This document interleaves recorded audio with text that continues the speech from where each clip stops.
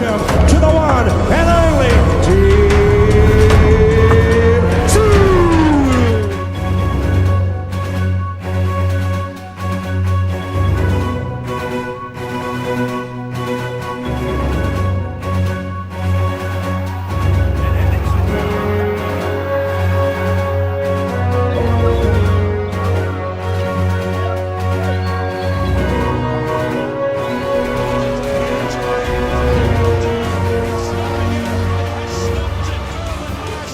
G'day guys, how are we doing? Welcome to, what is it? Talking Boxing.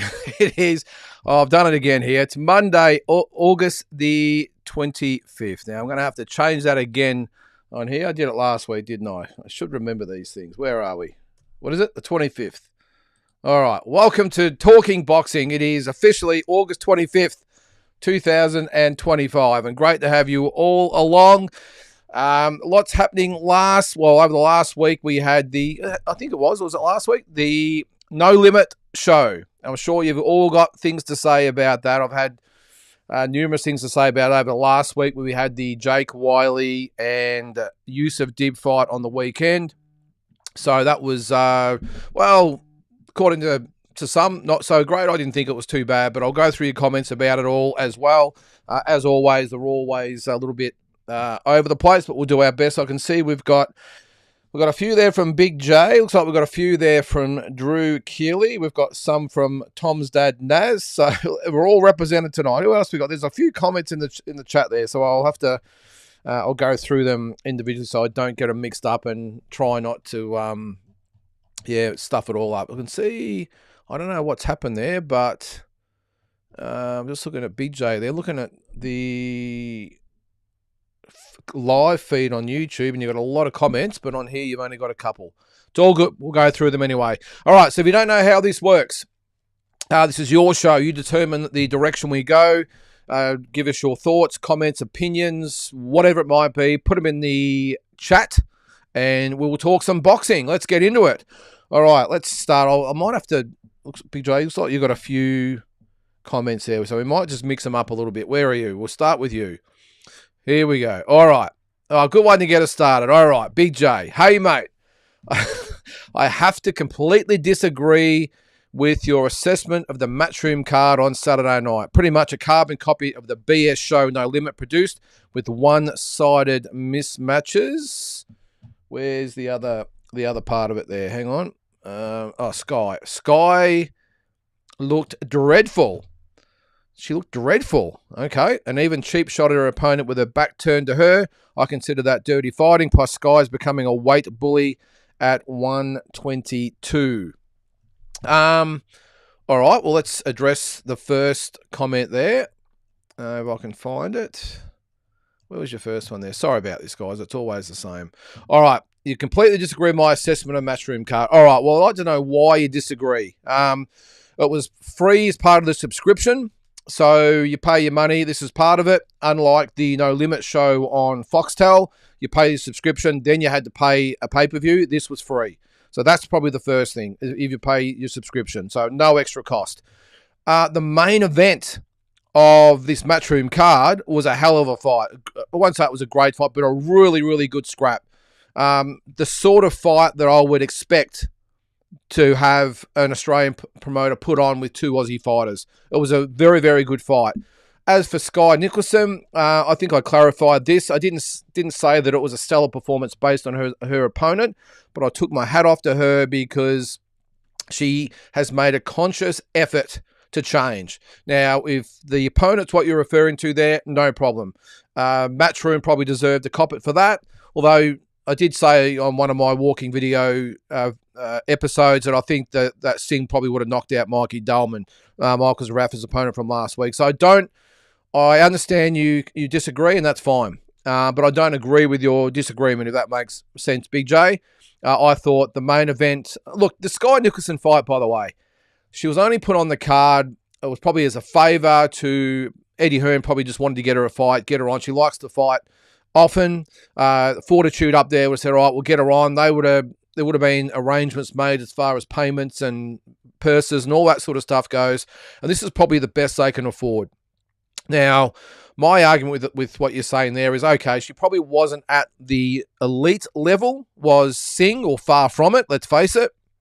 But I was really impressed, not so much by how good Sky looked. It wasn't about that. It was that I'm impressed when someone tries to make adjustments to their style if it's not working. Now, we've been critical of Tim Zhu for not making any changes whatsoever since he first lost Sebastian Fundora.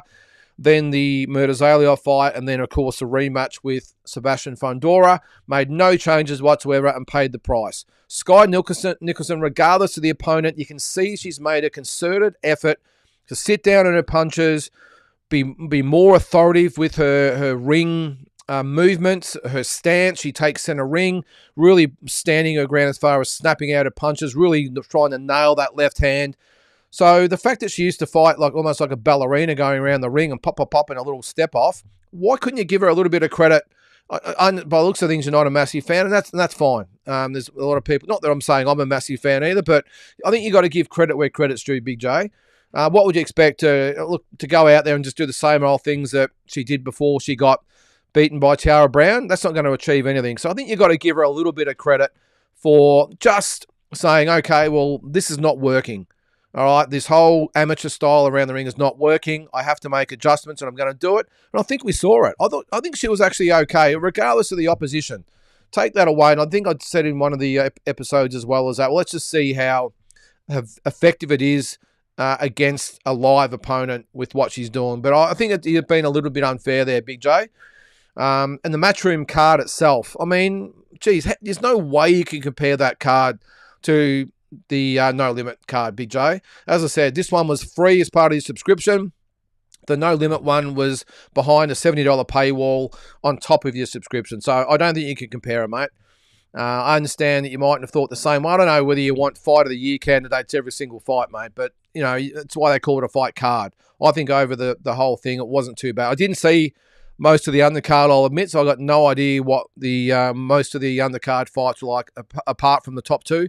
But mate, it's all about the main event on this. I know the judges get the whole card gets judged. I understand that, but at the end of the day, it was Wiley versus Dib, and as long as that fight measures up, I've got no problem with it. If I'm being honest, we'll keep going there. And I don't think, how can you say that Sky looked dreadful? She looked probably the best I think I've ever seen her. Again, the opposition was woeful, while not as bad as Mikey Dolman, but it was still not great. But I think she actually looked okay. Back me up there, guys. What do you think? I'm sure the comments are a mile long there as far as the responses, but that's cool. That's all good. All right, what else we got there? We'll continue with you, Big J. You got me on a roll now. Let's see. All right, Wiley and where is it? Wiley and Dib, a fantastic fight. Well, there you go. But neither man will really benefit. Why won't they benefit, Big J? Let me finish your comments there, and then I'll continue. Wiley and Dib, a fantastic fight, but neither man will really benefit. That was just Eddie fulfilling his agreement to Jake for saving the Cambosa show. Sky's fall from grace continues, mate. Look, I think you've either got to have a Snickers, Big J, or you got to look at it realistic, mate. I know we've spoken about this on the phone and different things, but fall from grace? How could you call that a fall from grace for Sky? It's strictly a tune-up fight for her until she gets back in with other fights. A fall from grace for Sky would have been getting in there with that type of opponent and looking bad and struggling to get through the win. That's a fall from grace. But she absolutely obliterated a Big J. I mean, I don't understand where you're going with it. But anyway, but I don't know. You're contradicting yourself there too, mate. Wiley and Dib, a fantastic fight. But in your last comment, it was, how can I differentiate that from the No Limit show? It doesn't make sense, mate. The No Limit show was woeful. And you just said there yourself that Wiley and Dib was a fantastic fight. What else do you want? Not every single fight on the card can be Fight of the Year. As long as the main event delivers, can we really complain? Especially when we're not paying extra for it. Anyway, it's a free country and neither man will benefit. Why won't they benefit, Big J? Jake Wiley is a young, inexperienced guy coming up against a very experienced fighter in Yusuf Dib. Okay, he's not world level, but this is a good fight for Jake at his stage of his career. A good journeyman in Wiley who's going to give him good rounds, keep him busy, improve on some different things, work on some put into practice some of the things they've worked on in training, why wouldn't he benefit? And for Yusuf Dib, well, what else has he got? What else has he got? If he had to beat Jake Wiley, he would have been right back in the midst of whatever, because he's just beaten the guy that went 12 hard rounds with George Kambosos. I don't understand your comments there, Big J. I think you've just got to think these things through before you just put them out there. And as your thing says, what is it, right between the eyes? Just before you put it between everyone else's eyes, Big J, just maybe have a real good think about it before you comment. That's all I'm saying. I don't agree with you on that, but I fully respect your comments there and your opinion. That's fine. No issue whatsoever. This is why we have it. We've got to have all different types of opinions, and I love it. All right, we're going to stick with you, Big J, because, again, we're on a roll here. All right. What's this about? All right, okay. You called No Limit out for their terrible show, and Matchroom did virtually the same thing. How about some consistency and criticism? Mate, how about some consistency in what you're saying there? You just contradicted yourself. You said yourself it was a fantastic fight, and then what is it? I called No Limit out for the terrible show, yes, which I did. And Matchroom did virtually the same thing, Big J. Mate, you're starting to sound silly. Did virtually the same thing. You just called the main event a fantastic fight. And you're saying it's the virtually the same thing as No Limit. How could you even compare the shows? About some consistency, well, I'm being extremely consistent. I 100% back my statements, Big J.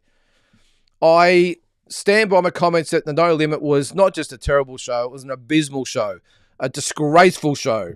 And the way they can stand there with a hand out and still accept people's money is beyond me. I think they should be offering discounts or whatever it might be on the next show. Not that they will, of course. That was a terrible show, yes. The Matchroom event, well, that wasn't a terrible show. And even if it probably didn't deliver, mate, I'll reiterate, it was free as part of your subscription. And the main event was a very, very good fight. I still don't know what you're complaining about. I really don't. Are you going to complain about the Crawford and Canelo undercard if it's no good? Where is that in there? Let me see through the comments there. Is that in there? It's free. It's on Netflix. If you got Netflix, it is FREE free. Don't complain. So, Big J, I'm not sure whether you expected me to back your comments up there, mate, but I couldn't disagree more. And to call me out for my consistency and criticism, mate, that's ridiculous. And I'll call it out when it's there. The No Limit show was terrible. The Matchroom show was far from it. And even if it wasn't as good as maybe what you thought it could have been, mate, it was, again, free. You need to build the proverbial bridge there, Big J, and get over it. I just think sometimes I understand your comments hit people between the eyes and everything else, and it's hard-hitting. I get it. But just, mate, you just have some substance to what you're saying, Big J. That's all I'm going to say. Give me a call tomorrow if you want to discuss it more, but I just don't understand where you're getting there, and especially to call me out as far as like consistency and criticism. I think I've been at every part of consistent, mate, and everything I've said. And if I do have an outlandish comment like you seem to have, I always have a reason to back it up. Just seems like at the moment you're throwing barbs out there with no basis whatsoever. How can you say that Sky had a fall from grace? How can you say the Matchroom show was as bad as the No Limit show when you said yourself it was a fantastic main event? I don't get it, mate. There's contradictions all over the place there. But hey, you go right ahead if it makes you sleep well at night. Come on, Big J, what else you got for me? Any more comments there? There's a thank you. What's that one for, Big J? Thanking me for what? Okay. Here it is. By the way, thanks for the hit you right between the eyes line. It's worked a treat. Thanks again. No worries, mate. No worries at all. Glad I could be of service. All right, one last from you, Big J, and then we're going to put you to bed. All right, main event puts fights on Wednesday night, not to compete with the NRL and AFL for viewership during the footy season.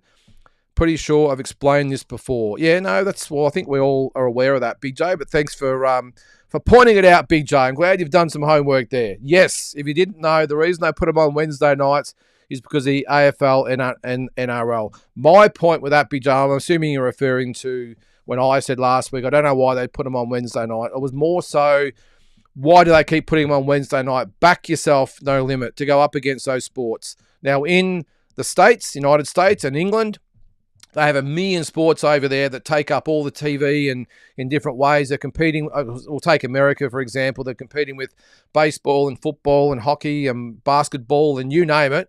they're competing with it, but they still back themselves to put their fights on Friday and Saturday nights, pay-per-views and all that sort of stuff. And my point was probably more along the lines of, why don't they back themselves to put them on at least on a Thursday night or something? Actually, I think, is it the Liam Paro fight? I think is Thursday night. Sorry, excuse me, burp there. Yeah, that was probably my point, Big J. I understand why they put them on Wednesdays because of the footy, but what I was getting at is that, hey guys, back yourselves. Put them on a Friday or Saturday night. Put them up against the footy. Would have been a great time to put it this time of year, because I don't know about the NRL, but the AFL has sucked for the last 9 or 10 weeks. Out of every round, there's only been 2 or 3 half-decent games, because the top 9 have just been light years in front of the other 9, so the top half of the draw. And we've had pretty much 6 or 7 dead rubbers every week, so it probably would have been a good time. Having said that, the week before, who was on? I can't remember, but there's been a lot of shit games on, so it would have been a good time. But that's what I was getting at, Big J. All right, enough of you, Big J. Let's move on. I've had enough of you for tonight. All right, let's go to Tom's dad, Naz. All right. Feel free to comment there, by the way, Big J. Happy to have your comments. Okay, I'm going to go back to the start here. All right, okay. Drew Keeley, the dreadful pay-per-view Nikita debacle was the perfect example of how important matchmaking is. If you make people pay for that fight, you alienate a fan base, even on free TV. The same applies. I get you there, Drew. I couldn't agree more, mate. And this is the thing why, again, you cannot compare the No Limit event to Matchroom. Even though Matchroom was sort of behind it, they had, of course, Jake Wiley was a Matchroom fighter. It was pretty much promoted sort of in conjunction with the Fortitude guys up there. So money wasn't just at or unlimited like it seems to be with the No Limit main event pay-per-view cards. The difference with that is they had a minimal amount of money. I thought they did well with the money they had. The No Limit example is that I've discussed this numerous times before, they've got the keys to boxing in this country, and they just dropped the ball. They just could not find the keyhole with the keys. They just couldn't. Although it's all electronic these days and all automatic, but you know what I mean. It's a good point there, Drew, because they had all the tools to make a fantastic card, and it was probably the worst No Limit pay-per-view I've ever seen in my life. Or since they've been doing it. It was atrocious, and they should be embarrassed. And even the fact that George Rose then tried to defend the card by saying, yeah, well, it wasn't necessary, because I think Jay McAllister called him out about, well, has been a little bit of online feedback about he got defensive. He said, no, I just think it was more so Nikita and Michael being sort of too good. I mean, that's just taking the piss. I think even George Rose would have sat down out the back and went, oh, geez, what the hell was that? But again, they've got all the resources in the world, Drew, and they just did not deliver, and that's what pisses me off about No Limit. They do really good things, but this was the worst show by a mile, 100%. All right, we'll stick with you, Drew. We gave Big J a few. We'll give you the same. Canelo has brought Boots Ennis into his camp for sparring. I believe this is a very shrewd and clever acquisition to his camp. Your thoughts? 100%, Drew. I think if Canelo and his team had sat down and said, who can we bring into this camp that is going to give us the absolute best sparring we can possibly get and prepare us best for Terence Crawford style, it's 100% Boots Ennis. Geez, I would have loved to have been in that room though, Drew, and I would have paid $100 just to walk in there and watch. How good would the sparring have been? I think by reports, Canelo actually had a mouse under his eye or something under his eye, so obviously Boots had a little bit of success there, but it is very, very good planning, Drew, because Canelo could have easily said, well, I'm Canelo Alvarez. I'll just bring in a few and practice this and practice that. But the fact that he's gone to the lengths of getting in Boots Ennis into the camp shows he's 100% serious about the fight and sees Terence Crawford as a real threat. And good on Boots Ennis as well by actually going down. He's going to get some great experience sparring Canelo. So he's getting paid to get experience. I think it's a great acquisition, Drew. And very, very clever, as you said there. All right, still with Drew. I know people don't want to hear it, but after losing 3 out of his last 4 fights, Tim Tszyu can no longer pretend he's on a platform that Zarafa doesn't belong on. Tim should take this fight. I've got to disagree a little bit there, Drew. One thing I will agree is that Tim Tszyu is not at the level. Now, if you're talking about, A, B, C, and D shelves, well, I think Tim Tszyu's on the B shelf, but he's still not on the same platform as Michael Zarafa, Drew. If Tim Zoo's on the B platform, then Michael Zarafa's on the C platform. That's the way it is. I do agree that losing out 3 out of his last 4 fights, he can't pretend that he's an elite fighter anymore. But, mate, to say that he's on the same platform as someone like Michael Zarafa, I still think for what he's achieved in boxing, he's still light years in front of Michael Zarafa, if you ask me.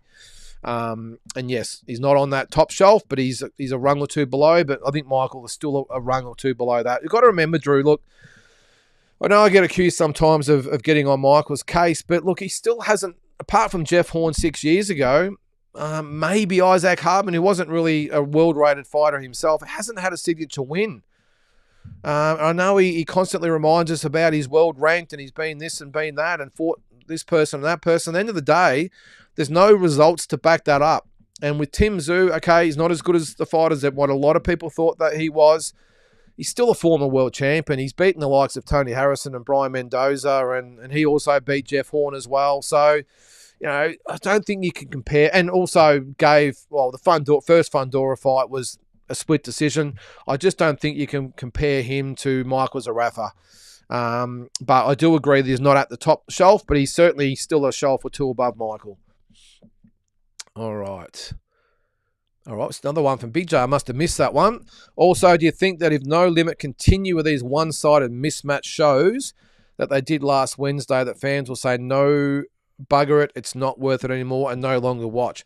Well, yeah, I would hope so, Big J. I would really hope so. Yeah, I think the only way to get through to No Limit is to maybe stop buying the cards. The problem is, though, is that a lot of people, including myself, go, you know what, that is a shit card. On paper, anyway.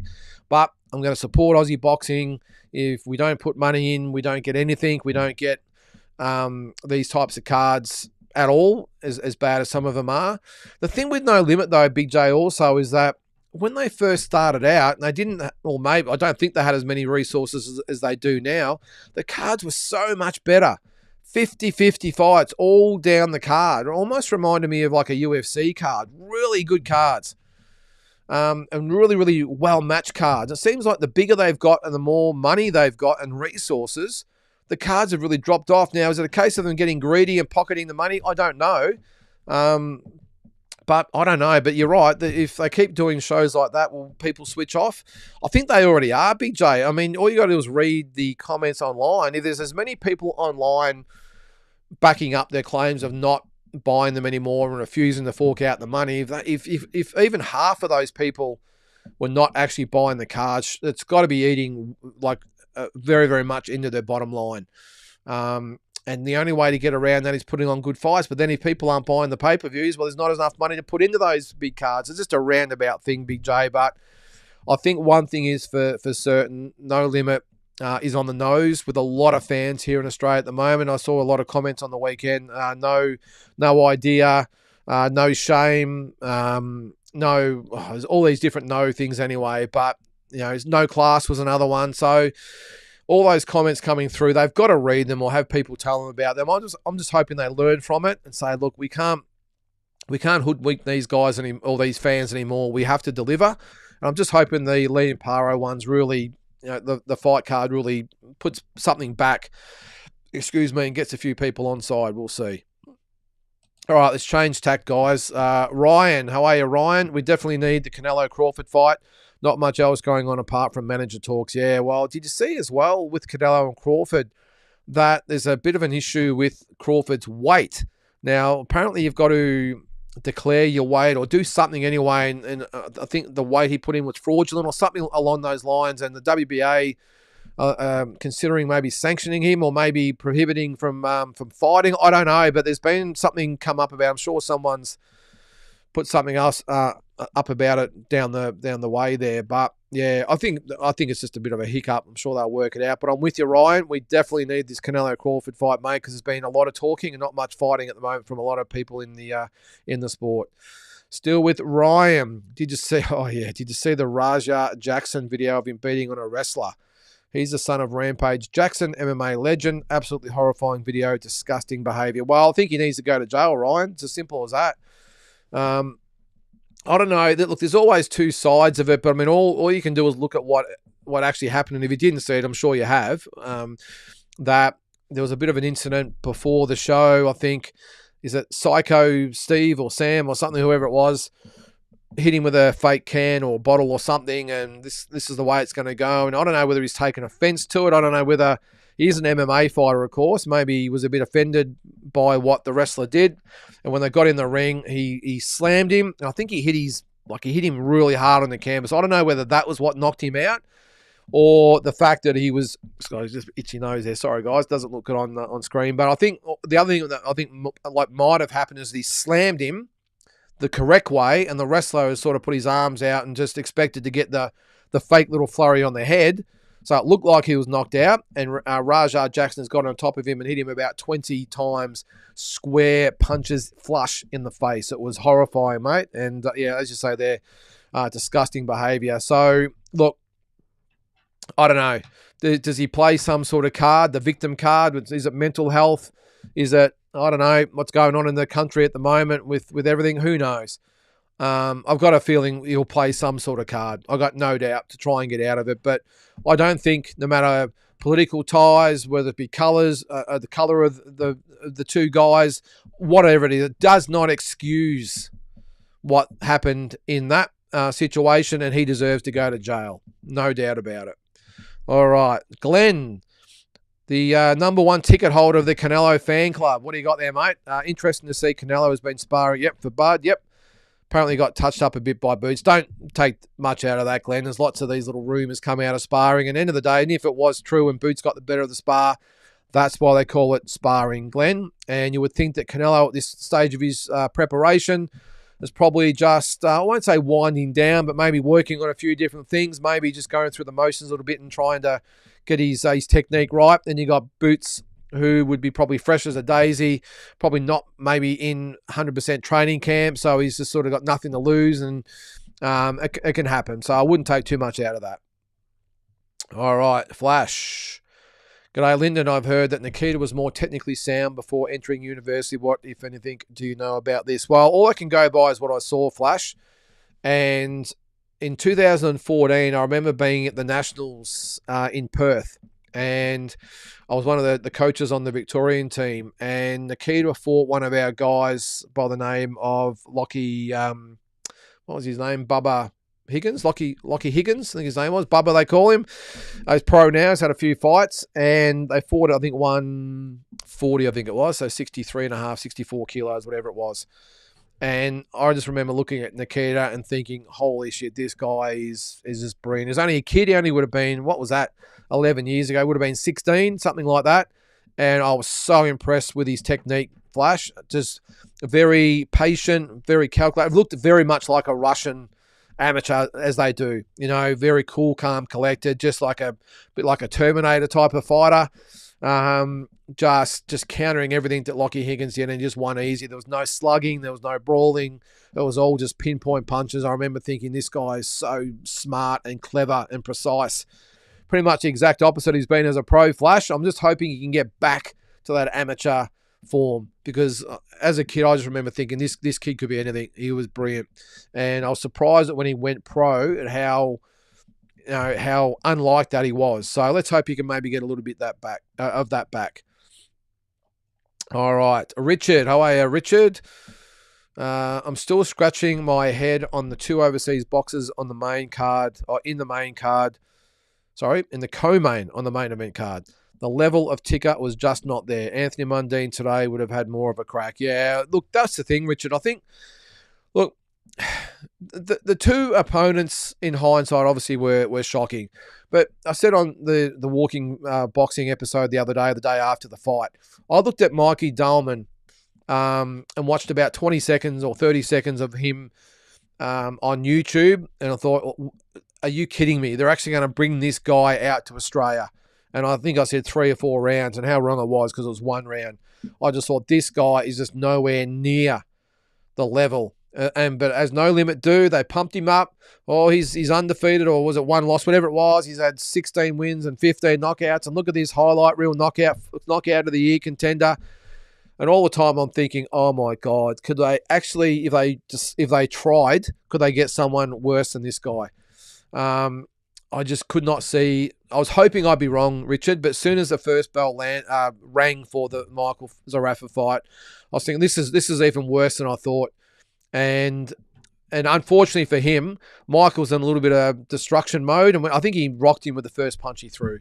And then it was just over after that. And even though that little flash knockdown, we know it wasn't a knockdown, and Michael was just off balance, but it was worse than what I expected it to be, Richard. And as for Ismaili, I actually saw a couple of his fights, and he had that IBA fight where he got stopped with a body punch. I remember thinking this, and he quit in that fight as well. A little bit like he did the other night. He got hit, turned his back. Lucky for him, Nikita didn't go on with it, and and he quit in the corner. I know he apparently had a cracked rib or something like that. I don't know, but as I said, Richard, I don't think they could have chosen worse opponents if they tried. It was a shocking performance. I don't know. I think there's rumours about all different people in their little network that do the matchmaking. If I was George Rose, I'd be sitting down and having a good look at the matchmakers and saying, guys, this is our reputation. This is our business, our livelihood you're playing with here. Get it right, or else our business is over. It's not like there's a lack of promoters out there looking to take what's theirs. A lot of very ambitious promoters out there, let me say, that would love to have what No Limit have. And if they don't deliver, especially with DAZN taking over fully by the end of the year, they could say, hey, the contract's up. See you later. If you're not going to do better with these fights, then we're going to pull it. We're going to give it to someone else. I'm sure there's an Ace Boxing or a Wild Fighter or Tasman fighters, although Tasman are with DAZN, although obviously they're all going to be amalgamated, aren't they? So, yeah, there's plenty of other promoters out there, Richard, that would happily step up. All right, Big J, what do you got there? Another one there. Sky looked dreadful and even cheap-shotted her opponent with her back turned to her. Did I read this one out before? I'm not sure I did. I consider that dirty fighting. Plus, Sky's becoming a weight bully at 122. Ali Scotney smokes her. Jesus, Big J, what else you got there? She looked dreadful. How can you say she looked dreadful? I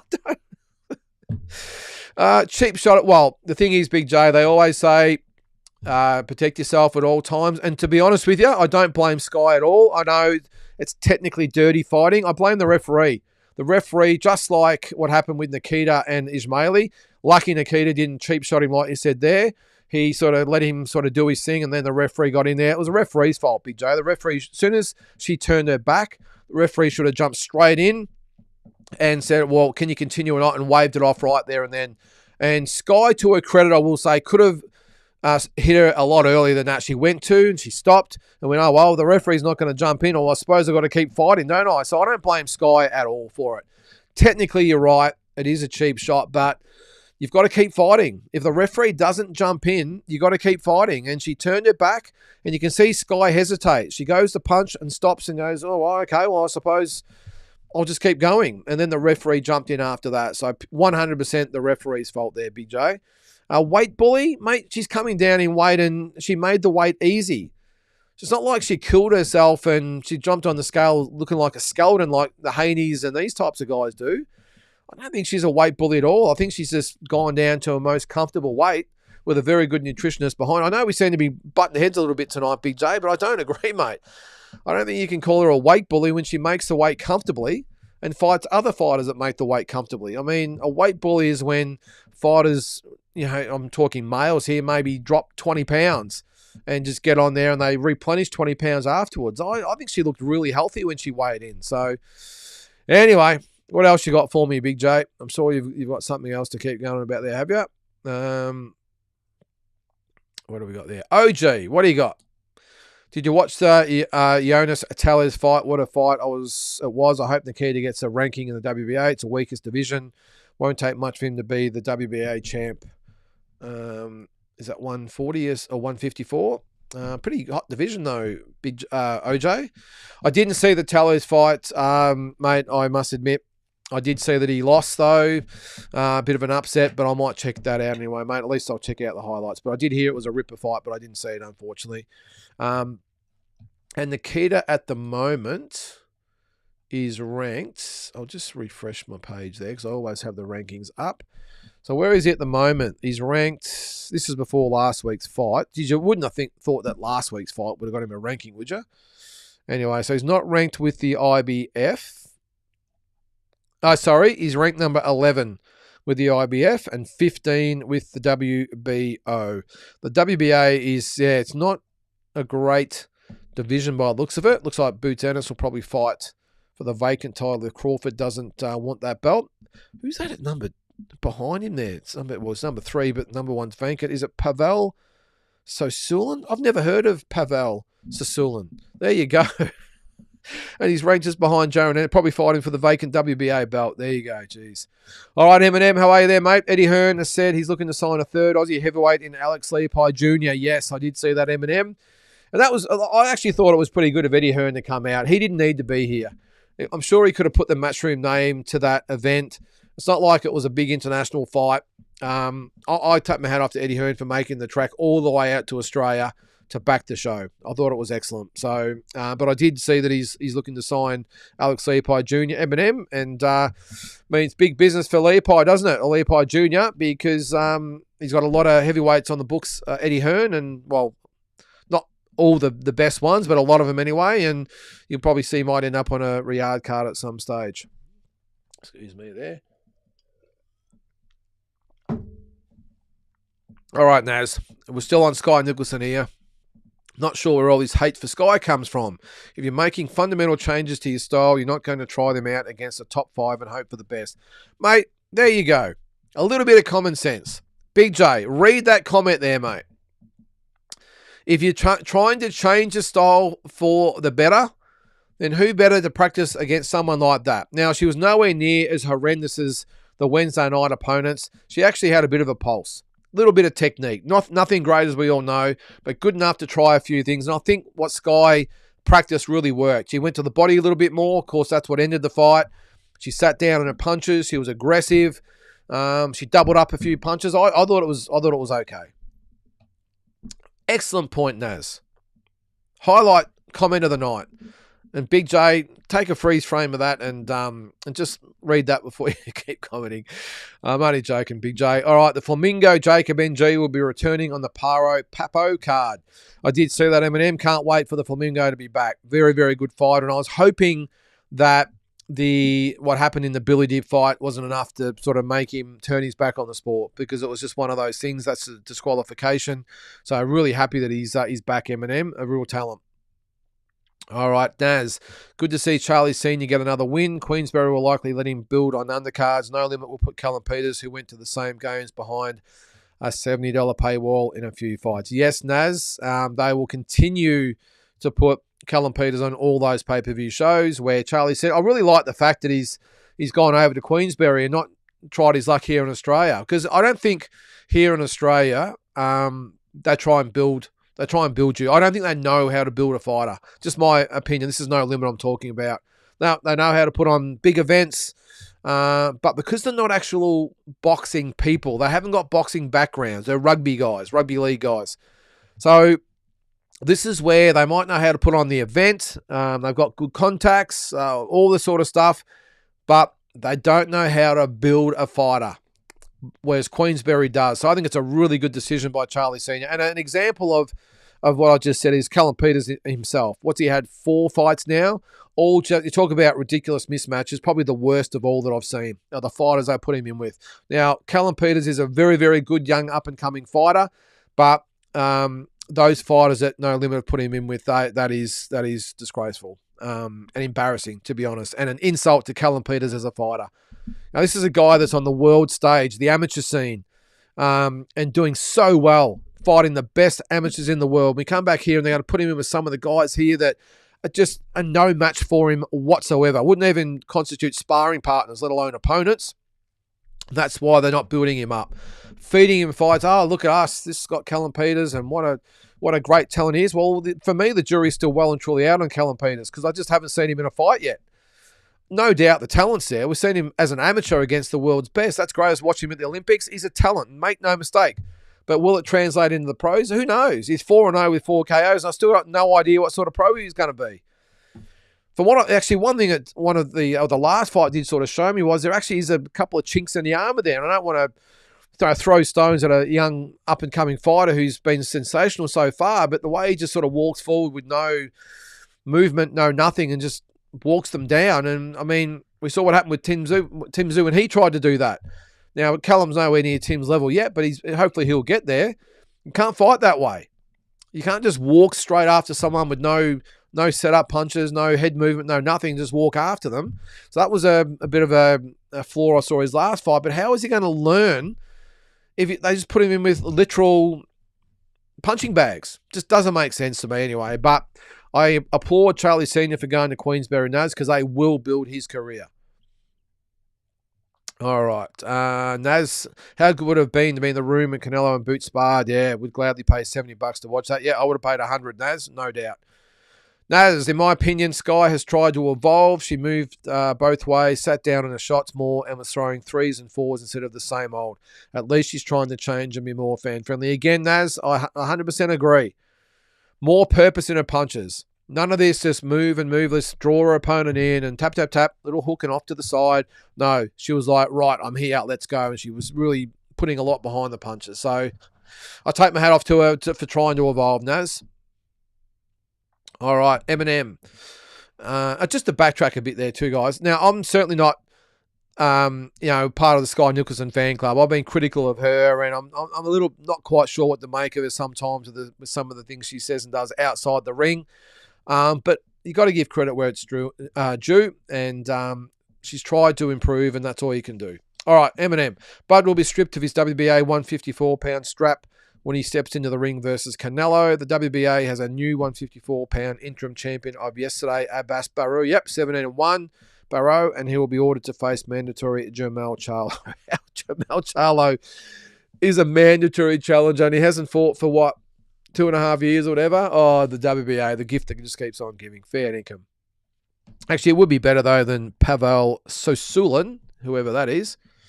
All right, Shadow Boxer. I'll never understand why Big J follows his sport if he hates it so much. Just endless crapping on Aussie fighters and complaining. All right, well, it looks like I've caught up to the initial comments. But, yeah, look, he's entitled to his opinion, Shadow Boxer, but doesn't mean we have to agree. He's got his own channel. He can say what he wants. You either subscribe or you don't, or you watch if you don't. Hey, it's a free country. Anthony, yes, woohoo, it's that time of week again. Yeah, I must be way behind. We're 43 minutes in, and I've just got to your comment there, Anthony. Sorry about that. G'day, Frankie. How are you, mate? Glenn, the No Limit show was the most putrid load of garbage I've ever seen. Yeah, I can't really disagree with that, Glenn. All right, annoyed but not surprised. Tank has taken a huge bag of cash to fight a clown like Jake Paul. Money over legacy is such a shame. We will never know how good Tank is. Roach also deserves a rematch. Yeah, agree on all fronts there, Drew. I just get the feeling that, and I think someone pointed out the other day, Drew, that he's just going to take the bag and go. I think his heart hasn't really been in it for some time, and I think a couple of his performances sort of show that. For me, it's almost like when he beat Ryan Garcia, since then he just hasn't been the same. It's like, all right, I got my legacy win, if you want to call it that. And I just can't really be bothered anymore. He probably made his $20 million and it's all just a bit hard for him now. And I think someone like Roach, as good as Roach was in that fight, I don't think if Tank Davis was really switched on like he was against Ryan Garcia, that Roach survives 12 rounds with him. I really don't. But you're right, he does deserve a rematch based on the last result. But I've just got a feeling the Jake Paul fight's a bit of a cash-out fight there, mate. I just can't get my head around why. Like Jake Paul, you're right there, the clown that he is. He's a cruiserweight wanting to fight a lightweight. What possible benefit in there for Jake Paul is there? There's no benefit whatsoever. Gervonta Davis, I know it's only an exhibition. He can say, well, I'll just get in there and do my thing, take my money and whatever. But Jake Paul, I'm assuming he's trying to be taken semi-seriously, or is he actually trying to be a sideshow? Because no matter how good a fighter Tank Davis is, what possible goodwill would Jake Paul get from fighting Tank Davis? Is Inoue next? You better be careful fighting Inoue, though. One right hand, it's all over for Jake, I would think. But anyway, all right. Richard, it's way too much cash to pay for an Aussie pay-per-view. I applaud No Limit for their production, etc. But my word, how about $20 to $30? The problem is, Richard, they need to charge $70 to pay for the show, mate. That's just what it costs. And I know this is probably one area I've sort of defended them with. I mean, if they got 10,000 buys $70. What's that? 700,000. They get half of that. That's $350,000 plus maybe 150 through the door. So it's a $500,000 windfall for them. But then, I'm assuming, Nikita would have been on 100, Mick Zarafa probably 50. The rest of the show, maybe another 150, maybe a few other bits and pieces. So you can see it adds up really quick, and the promoters have got to make a profit. They probably want to make 150, 200 grand out of it. That's why it costs so much, Richard. But I'm 100% with you and everyone else out there that says it's not worth it. But it just comes down to what it costs to put on. And I know we've gone over this in the past. I know the big fights overseas only cost us $30. But the thing is with that, the promoters don't need our money to make the show viable. So they pretty much just throw us a bone and say, there you go, guys, you can have it for $30. They're relying on, the millions of people, up to 1 million pay-per-views they might get around the world. That more than covers it. No Limit might get 10,000. So, and you even look at the Canelo and Crawford fight. I think they're looking at about 100 to 150 million households will watch that show. It's just amazing. But even those big pay-per-views, if they get 1 million buys at $70, what's that? Just that $70 million. So what's our $1 million or something we throw in the kitty? That's why it's only $30 for us. But I understand what you're saying there, Richard. Glenn, good call. It wasn't worth $2 to $3. It wasn't worth any money, Glenn. They should be giving us half our money back is what they should be doing. All right, Glenn, seriously, I left the gym early to catch it. The sparring at the gym was both more competitive and skillful. Yeah. Again, Glenn, is this one of those occasions where I'm not mad, I'm just disappointed? Or I'm not angry, I'm just disappointed. I think I'm angry and disappointed and pissed that, again, they've got all the resources in the world. All they've got to do is just put the fight or the money into the good fights and everyone's happy. I don't understand why they can't do it. I've been a promoter in the past myself. I know sometimes you can only afford to spend so much on a fight, and I get that. These guys don't have that problem. And even if they have got a bit of a budget, I mean, surely they'd have for a fighter to fight, say Nikita, a $50,000 to $100,000 budget, airfares, accommodation, all that sort of stuff. And you can get a pretty good, half-decent fighter for maybe $50 US. So why couldn't they produce a half-decent opponent? I don't know. There's some good, tough fighters out there. And you mentioned before about Jake Wiley and Kambosos. I mean, Jake Wiley put on probably a 5 times better fight than the Indonesian guy would have put on, who he was going to fight, George Kambosos I'm talking about. So there's good fighters out there that you can get on a budget. They don't need to spend lots of money. And surely there could have been a 154 pounder in the region that would have put on a lot better fight than what Ismaili did. It's definitely a middleweight anyway for Michael Zarafa. Fair dinkum. I mean, that guy, Eminem, great call here, mate. Jake Wiley, John Manu. What a fight that would be. I did mention the other day Liam Wilson might be a good one, but I didn't even think of John Manu, mate. If you had a list of one of the top all Aussie fights you'd like to see, that just made the list there, Eminem. A brilliant fight, mate. Jake Wiley and John Manu. Very, very well thought, that one. I would love to see that as well. Furrian Survivor. Hi, Hayden. I'm assuming you mean Lynden, but thanks, Furrian Survivor. I think Sky fought well. I held her feet and punched with... Oh, she held her feet and punched with authority. I thought you said you held her feet there. That's what it reads. I know the opportunity was questionable, but I do think Sky looked good. I love the show, mate. Thanks, Furrian. Appreciate it, mate. And that's all I'm saying there, mate, is that I thought the same thing. I thought she held her ground, planted her feet, tried to put some oomph into her punches, tried to take the fight on, and that's all you can do. So, perfect opponent to do it against. And I don't agree with the criticism about the way Sky fought. Glenn, I thought Sky was fine. It's just Big J hating another boxer again. Not getting a lot of love here, Big J. Naz can't wait till Jake Paul gets through Tank. Bring on Paul versus Bam early 2026 and Katie Taylor to finish the year off. I wouldn't be laughing about the Katie Taylor one, Naz. He doesn't really like her much after he beat Amanda Serrano 3 times. But yeah, that wouldn't surprise me at all, mate. Maybe he can at least step up and fight Clarissa Shields, Naz. Clarissa Shields will probably knock him out. All right, OG. Big J wouldn't know Lynden struggles to hold his breath when he speaks. Just an Aussie hater on boxing. Yeah, well, again, it's just his opinion there, OG. Everyone's got one. It's all good. All right. Jules, evening all. The big shock for me over the weekend was Noel Thornberry's boy making his pro debut and getting stopped by famous Thai journeyman Sorachet Tongmala. Wasn't on TV, but what happened? That's a good question, Jules. I didn't see that. Sorachet Tongmala. Now I know that name. He's probably fought a lot of guys, I'm assuming, as an opponent. Let me just bring up his record. I reckon he might have fought on one of my shows back in the day. Tongmala. Not all ties are bad to bring them out, guys. I've brought out some really tough guys. They don't necessarily win, but they go the distance and give good fights. And they're good when you have late pullouts. 11 wins, 24 losses. Oh, there he is, yeah. Wow. Cassidy Thornberry. He actually, well, judging by BoxRec, Jules, he actually stopped Sorachet Tongmala. According to BoxRec, he actually won. Cassidy Thornberry actually won that fight, mate. That's what it says, according to BoxRec. So I'm not sure if that's right. Let me know. All right. Ado, Sky sitting on his shots and not looking like an amateur is what was needed. Yes, that's all I'm saying, Ado. That's all I'm saying. Credit to her for trying to change and trying to improve her game. That's all I'm saying. All right, Jules. Thought the main event was a perfect example of the types of fights we should be having regularly in Australia. Neither future world champs, but high-level operators match well. Now, Jules, good point.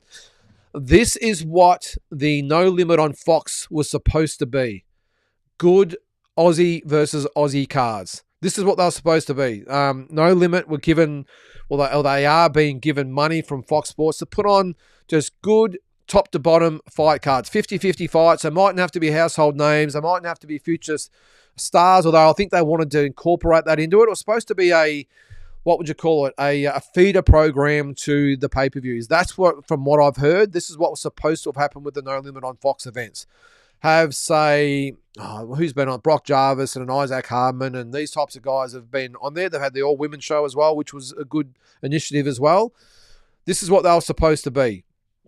Then you would have all the young up-and-comers on the undercards, the Vegas Larfields and all these types of guys on the undercard, to then feed through the Cooper O'Connells and these types of kids, put them on those cards and feed them up to then they progress to the pay-per-view events. This is from what I've heard was supposed to have happened, but that's not happening. Those No Limit on Foxes, I think it's just, all right, we've got a few shows, let's scramble of who's willing to fight, who's available, just put them on and we'll take our money and go. That's what they look like. No effort gets put into production or promoting the events. Nothing gets put into the venue. The lights are on in a little basketball stadium. Just doesn't look good at all. And I just think, if anything, those events should be taken away and given to someone else. Maybe it's the fights that are on Saturday night, so I thought they were really, really well done. But you're right, Jules. They are the example of fights we should have on not only DAZN, but also Fox Sports, those free shows, and we're just not getting them at the moment. Yeah, BoxRec. Yep, got it asked about Cass one, I believe. Yeah, that's the way I read it there, Eminem. Any comment on No Limit's claim that Callum Peters can be world champion 12 to 18 months? I don't agree with it, Jules. Again, as I said, mate, I haven't seen him fight yet. You can't count those 4 fights as fights as far as I'm concerned. Would have got a better workout just hanging a punching bag out the back and punching it for 5 minutes. That's all it was worth, mate. And as I said before, everyone's looking at this potential superstar, and he might be a potential superstar. But I'm thinking, when I watched him last time, I'm like, all right, well, everyone's going on about this guy. Let's see, maybe look for some of the flaws. I've got to look for something, don't I, and have an alternative to what people are looking at, because people are just looking in, bowling over these guys. And I did see some flaws there. And I don't think he'll be ready in 12 to 18 months. I think someone like Apollo Akuso is probably further down the track, and he's only had a handful of fights as well. I want Callum Peters to go to the Commonwealth Games next year, win the gold medal there, come back and go pro full-time, and then let's see what he's got. But again, I'll stand by. I haven't seen him fight yet, Jules, and I can't comment on being a world champ. Is he super middle or is he middleweight? Either way, he's not going to win a world title in 12 to 18 months, mate. That's just my opinion anyway. Richard, I'd rather watch Wendell Saylor versus Warwick Kappa. Did they fight back in the day, Richard? Warwick Kappa, jeez. All right, Naz, I like Eddie's idea of getting on at the grassroots of Aussie boxing, get a Cooper O'Connell type and build him slowly on free to air to the next Aussie star. Well, that's, again, what it's supposed to be, Naz. With some really good young up-and-comers here in Australia. I still can't get my head around that No Limit or Tasman Fighters haven't signed Cooper O'Connell yet. It just does not make sense to me. I know Ace Boxing put Cooper and his mum Shannon on a couple of weeks ago, which was great. And I'm going to catch up with Cooper and Shannon in the States when I go over there for Crawford and Canelo. And hopefully we can line him up some sparring or something over there. But these are the perfect guys to be putting on these type of events. So we get from it. You see what they do with the football. They have reserve grade and everything else, just in the under 18 competitions. So we can showcase these fighters. And at the moment in Australia, we're putting on journeymen and mates of mates and, you know, favours to trainers, all this sort of stuff. I want to see the Cooper O'Connells and the Vegas Larfields and all these types of guys, the Billy Polkinghorns, the Ahmet Redders, although he was on the other night, of course, which is good. He's probably progressed past that real rising star. But on the No Limit on Fox, Ahmed Redder would be a perfect one to put as a main event and then puts the Cooper O'Connells underneath him. But I just don't think there's any method to what they're doing at the moment. It's just who can we just scramble together. And you even see with those No Limit on Fox events as well, they'll do 2 or 3 in very close succession. Has there actually been many this year? I don't think there has. And they'll do them in quick succession just to get them out the road rather than space them out like Ace Boxing did with the Premier Boxing Series, do one a month. I just don't think they've got maybe the resources in the company to have someone work on it all the time. I don't know, but either way, it's not getting done right if you ask me. Excuse me there.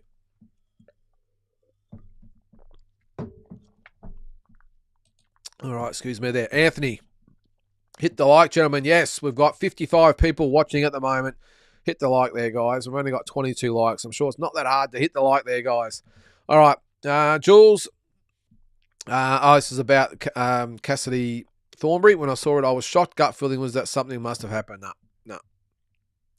What's that, Glenn? Lynden giving it to Big J is even better than me and Batman going at it. Well, I'm just telling it the way it is, mate. I must be well behind, am I? Because that was about 45 minutes ago. So there is a Drunken Boxing. Hello to you too there, mate. Welcome to the show.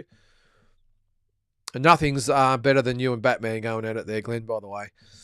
All right, Anthony. Matchroom and Queensberry are okay with me, but don't lie about the other promotions you doing there. What am I doing? Matchroom and Queensberry are okay with me, but don't lie about the other promotions you're doing there. I don't know what you're talking about there, Anthony, but fill me in. Don't know how I'm lying about other promotions. Just trying to make sense of what you're saying. Matchroom and Queensberry are okay. So you like Matchroom, so the English companies, but don't lie about other promotions. All right, mate. I don't know what you're getting there, but whatever. Ryan, thank you, Big J. Got Lynden over and about. Makes for a great podcast. No worries, guys. Just having a crack when you need to. Lynden and Big J show. I better move on because I must be way behind. All right. Put Gronk. Big Gronk puts. Oh, hang on. This is you guys going at Big J's. It puts crap on Tim, but as soon as he types his name into the title, he's got the most views on his channel. Yeah. Okay. I didn't see this one. Naz, the Rafferty Chamberlain fight was a barn burner. Well worth a watch. Yeah, I'm going to watch that. I did see highlights of it, Naz, and it looked really good. So I'm going to go back and watch all the fights. Lately, it's just been a lot going on with business and family and everything else. I haven't had a real chance to sit down and have a real good look at it. But I did see the highlights yesterday, so I'll check it out. What's this, Anthony? You UK boys don't know that US Americans watch you all closely. Well, we aren't UK, Anthony. We are Australia here, mate. So, but I know you watch and have your say anytime you want, but just keep it respectful. That's all. All right. All right, Eminem. Time for Zarafa to up the competition. Fight someone in the top 10 to 20. Zarafa versus Tapia or Saavedra. All No Limit fighters should be easy to make. Yes, you would think so, Eminem, but it ain't going to happen, mate. There's no way No Limit are going to match Zarafa and those two guys. No way in hell. Michael Zarafa, I don't think would want to fight those guys. Too risky, and I don't think Tapia likewise would want to risk what he's doing either against Zarafa. Saavedra and Tapia, of course, fought in the past. Don't think you're going to see a rematch there, though, mate. I think they're going to just hopefully keep them both on the straight and narrow, on parallel paths. And hopefully maybe they might win world titles or whatever, and then they can fight each other. But not going to happen. That's a problem sometimes, Eminem, when you get two guys that are around the same sort of mark and under the same umbrella. the promoters are never going to match them together unless it makes sense. And at the moment, they're both on the path to possible world title shots. If I'm being honest, Eminem, I still don't see... Well, I was going to say I don't see Michael Zarafa getting a world title fight anytime soon, but I would possibly maybe see Janabek could look at him. I don't... Obviously, Lara's not going to look at him, and he's not rated by the other two sanctioning bodies. Not yet anyway. That might change with the next set of rankings. Hang on, just have a quick look so I don't contradict myself. Big J, 15 with the IBF. Not ranked with the WBC. WBO, he is number 11. So both held by Janabek Alam-Kanuli. So it wouldn't surprise me if that is the case, but yeah, I'm just not sure he's on the radar for a lot of people. I think a lot of people over there in the States and wherever Eminem still have long memories about him getting flattened by Lara. So, all right, Naz, paying for Brock versus Nikita would depend on the undercard for mine. Maybe Zarafa versus Mikhailovich as co-main and I'll buy it. That wouldn't be a bad fight, actually, Naz. Look, I know I might have a lot of you guys and girls disagree with me out there, but I 100% would have no problem paying $70 to watch Brock and Nikita. I think it would be an excellent fight. Both makes a really good sense for both those guys at this stage of their careers. Sorry, guys, itchy nose again. I think that both of those guys at this point of their careers is the fight for them. Brock is at the point of his career where I don't think he's got anything else, to be honest. I think Nikita's the biggest fight possible for him. So it makes all the sense in the world for him at the stage he's at. And Nikita, I just think Brock is a good test for him. He's an obviously well-known Aussie fighter, trained obviously by Jeff. Very, very beatable is Brock. So I think, and it suits Nikita's style, I think, to fight Brock. So I just think for both those guys, it's worth it. And I would have no problem whatsoever. I would hope the undercard's good, but I would 100% pay $70 to see that fight without even seeing the undercard. Naz, I think it'll be a ripper. Yeah, Mikhailovich needs no more punch to the head. Yeah, he's a bit out there, isn't he, Eminem Mikhailovich? Oh, look, yeah, I think when he fought Blake Wells, Eminem, I think that said as much as what needed to be able to be said about Andrei Mikhailovich. I was actually, I'm not lying here. I was worried about his well-being getting there with the Janabek. Janabek is a killer, and I just thought Mikhailovich is so many levels below him. I was worried about what he might do to him because I saw Janabek live in person when Jason Maloney fought Astrolabio in, where was it? Where'd they fight again? Wherever it was. Okay, I've got Scranton in my head. That's Pennsylvania. That's the office. Stockton. I saw him fight live there, and he absolutely just steamrolled the guy he fought. And I thought, this guy is probably about the same level as Mikhailovich. I've got no doubt if Janabek went into the ring with the same attitude against Mikhailovich that he had in Stockton, it would have ended in one round. That's how outmatched he was. But look, he's a character. I think we needed Mikhailovich against the likes of Zarafa, the likes of Isaac Hardman, and good to see Isaac might be back. I think it'd be fantastic. I think I saw a photo on the Instagram the other day with him and Eddie Hearn, so fantastic to see. We've got a super chat. Where are we, Andy? How are you, mate? $10. Thank you very much. Congratulations to all the winners last week. Brock versus Nikita would be entertaining. Subscribe, share, smash the like button. 100% there, mate. Thank you very much. All right, we'll go back to where I was. Mason Mikhailovich. Thoroughly enjoyed the Queensberry card. Some absolute wars throughout. Yep, that's what I heard there, Ada. I didn't see all of them again. Been a busy weekend. There you go. Glenn, who in God's name pays for Brock and Nikita? Brock is terrible. I'll lose boxing. I'll keep watching him. After I've just said I wouldn't have a problem. Oh, look, I wouldn't. Look, it's purely entertainment, Glenn. That's why I would pay the $70. I'm not watching it because I'm tuning in to see which one of Brock and Nikita are going to be first to win a world title. It's nothing about that. But you want entertainment, you got to pay it. And I'm repeating myself. I would have no problem paying $70 for Brock Jarvis versus Nikita. So I think it will be an absolute barn burner. And I think Brock gives Nikita a fight. I think if Nikita fights smart, I think it's a pretty easy fight for him. Well, when I say easy, I don't mean easy, but I mean the result is easy. I think he stops Brock. But Brock would give as good as he gets. I'm just a little bit worried about where Brock's at with his career, but I think it would be a ripper fight while it lasted anyway. But you're right. If it was a casual fan out there looking to pay $70, I get it, Glenn. But I just think it would be entertaining. I would pay it. I would pay it. All right, Rayleigh Frame. Hiya, Rayleigh. Evening all. I was in two minds to order the No Limit Nikita card, but did.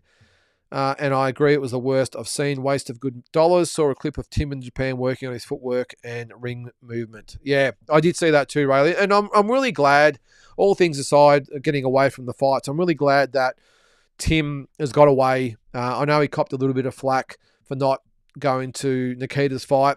I didn't agree with that at all. I thought that it was the best thing that Tim could have done. Go to Japan. I'm not sure whether he's by himself or with his wife. I'm assuming he's with his wife. I would hope he's with his wife. He doesn't just go travelling by himself, although I do. But I'm just glad either way that he got away to clear his head, get right away from boxing. We all know if he had been at the fights the other night, he would have just been harassed and hounded and by everyone. So I get that he didn't go. And Nikita was fine with it. So I got no issues with it whatsoever. And I think it's really good that he has taken that time, and it does look like he's in a good space over there. It looks like he's happy, doing a bit of travelling around, and looks like he's got a bit of spring back in his step. So let's hope that he comes back and makes some hard decisions about his career, and maybe reboots and goes again. All right, Big J.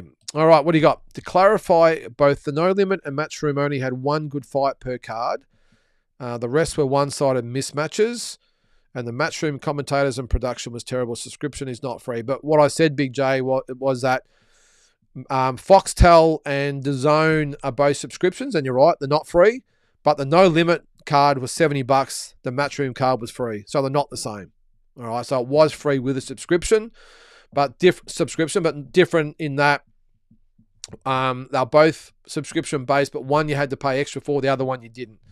And one fight per card, yeah, but the difference is, Big J, the main event on the Matchroom card was the good fight. And at the end of the day, that's what it's all around. The main event is what the fight poster says. It's got Wiley versus Yusuf Dib on it. I know Sky Nicholson was a big part of that as well, but the poster revolves around Jake Wiley and Yusuf Dib. And the main event delivered.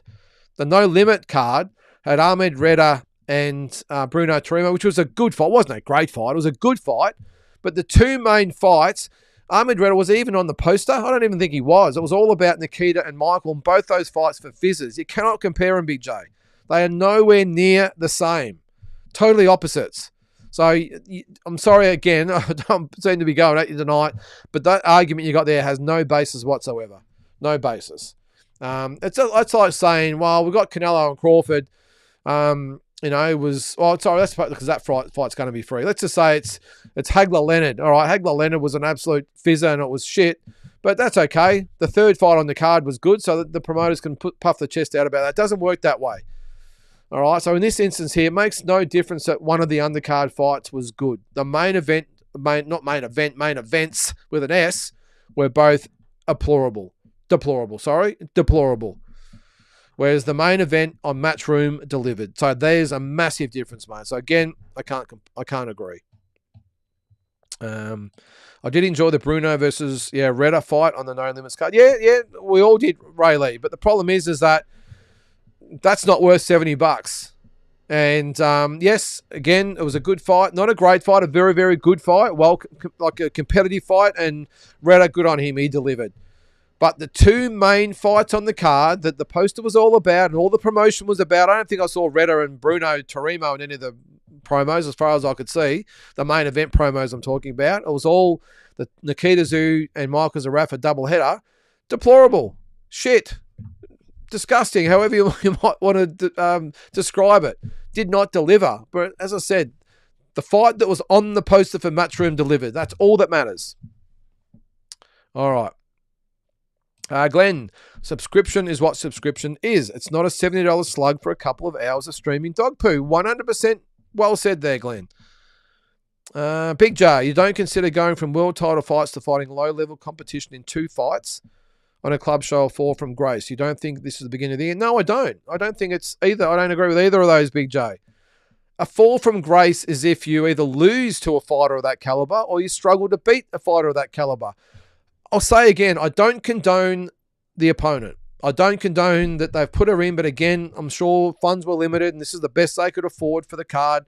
I'm not condoning the choice of opponent. What I'm condoning is Sky as I suppose, generalising her by herself in that she tried to improve. She looked really, really good as a fighter.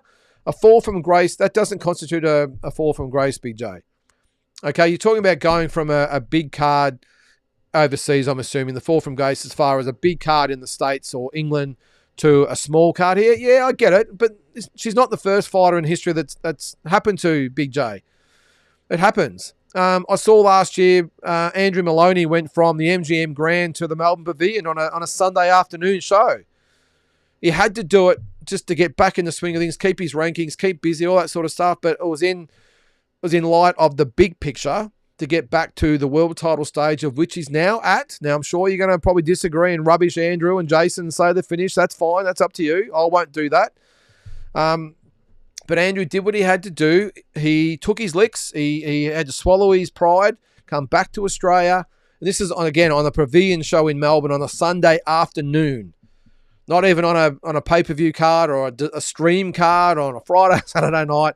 The Melbourne Pavilion on a Pro-Am in Melbourne with other fights of different, like Muay Thai and kickboxing on the card as well.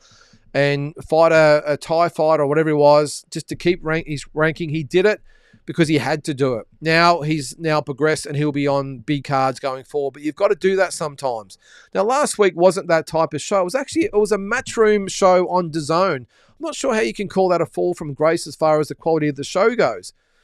An Eddie Hearn matchroom show in Australia live on DAZN. How is that a fall from grace? I don't get it. I don't get it. Beginning of the end? Do I think it's the beginning of the end? I see you've highlighted it with an extra question mark. That's great. How can it be the beginning of the end? Yeah, she's fought on some big shows. But hey, here's the thing for you, Big J. I reckon the card she fought on Saturday night in Brisbane, live on DAZN on a matchroom show, was bigger than one of those shows she fought on in America.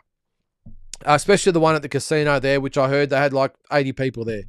Okay, so it looks good on TV with all the razzmatazz. That show on Saturday night would have been no smaller than some of the other shows she's fought in overseas. I know she's fought on some big shows as well, but there have been some small shows there as well. But she's still on a Eddie Hearn Matchroom Promotions live on DAZN show. It's not like she's just gone and fought at the local RSL club on a card that's not streamed at all. You know, you might call that a fall from grace, but it was a DAZN show, Big J, a live show promoted by Matchroom. Don't know how that's a fall from grace, but anyway, just have your say and I'll have mine. Criticism is not hate. Well, some could probably refer to it that way, Big J. And look, I agree with a lot of what you say. In this instance, I don't. I just think you've got to, all I'm saying, Big J, is you've got to look at it 3 or 4th dimensionally, not just one dimensionally. Okay, that's all I'm saying. I do understand what you're saying sometimes, and you're right. Well, it's not really criticism is not hate. It's more so truth is not hate. And I just don't think what you're saying holds a lot of water. That's all I'm saying. Anyway. I got him, Naz. I got him. The super chat. I got him. What's this? I have nothing against UK fighters, but they lie and make up rules. I have no idea what you're talking about, Anthony. Can you clarify what you're saying? Because you're not making any sense. I have nothing against UK fighters, but they lie and make up rules. Well, how do UK fighters make up rules? And how are they lying? Are you commenting on another podcast that's somehow crossed over, Anthony? I don't understand, mate. Can you clarify? Can you clarify for us? I don't understand. All right. No, it's a change in style in a different weight class. Should she have fought Clarissa Shields to keep you happy, says Glenn. Big J, do you think Hearn can ever crack the Australian market? I'm unsure at this stage. Well, that's a good comment tonight, Big J. If you wanted to, yes. I've no doubt if Eddie Hearn really wanted to take over Australian boxing, he could. But we all know that he's got his irons in a lot of fires, has Eddie Hearn. Big fish to fry as far as the UK and the States and pretty much all over the world. So if he wanted to crack the Australian market, I think he 100% could. And I suppose in some way he's doing that now with Tasman and Fortitude Boxing and Ace Boxing was no limit, aren't they? But I think he's just going in a little bit half-hearted at the moment, Big J. I think if he was really serious about it, he went and sat down with the executives at well, it's going to be DAZN and Fox Sports. I think if he went down and sat the executives down, and when it all happens, it's all official and DAZN take over Foxtel. If he knocked on the door and went in there and sat down with the powers that be and said, right, boys, I want the Australian market. This is what I'm going to do. I think No Limit would be out the door in about 5 minutes. I really do. Hearn is not just a domestic level promoter. He's a worldwide promoter. Some of the biggest fighters on the planet are fought under his umbrella. Knows what he's doing. Great track record as far as promotional experience goes.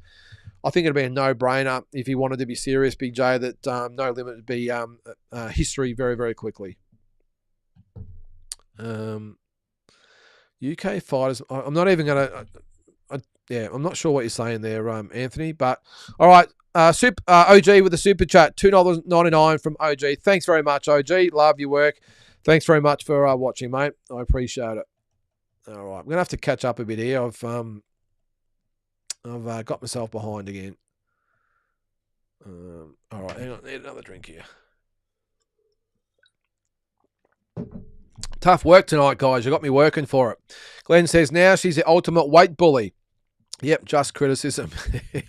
Again, I'll let you guys argue in the comments about that. All right, Billy did trying his hardest to make Nikita versus Fathy. How does that fight go? Oh, look, Fathy's not a bad fighter, Eminem. It would be a good fight. I'm just not sure Fathy really... He's a very risky fight. He's a very, very good fighter. I just don't think when you've got Zarafa and Brock Jarvis and these types of guys out there and some of these international fighters, they could probably pass off as being okay. I'm not sure why you'd risk fighting someone like Fathy who can fight. Maybe down the track. I've just got the feeling that unless it's Zarafa or Jarvis, or probably more so Jarvis, I don't think Zarafa's really on the table if you ask me, but we'll see. I think unless it's Brock Jarvis, I've got a feeling not really going to look domestically anymore. Eminem, they're going to start trying to step him up. We'll see. Rayleigh, in my opinion, I don't think Brock looked like he really had a plan, even though he won the fight. I'm with you there, Rayleigh. I didn't know. Well, I thought by looking at it, he didn't know whether he was coming or going. He was trying to box. He was trying to punch. He was getting tagged in between. I stated my comments about that, or my opinion. I wasn't impressed by the fight at all. I know they were excited about it in the corner. I think he got out of jail, if I'm being honest, Rayleigh. I think the way that fight was going, if he hadn't have landed, I know TZ, well, he got knocked out, so there's not many what-ifs about it, but I think he got out of jail. I was really concerned in that third round, start of the fourth round, that Sam Beck was on the way to beating Brock Jarvis. I really did.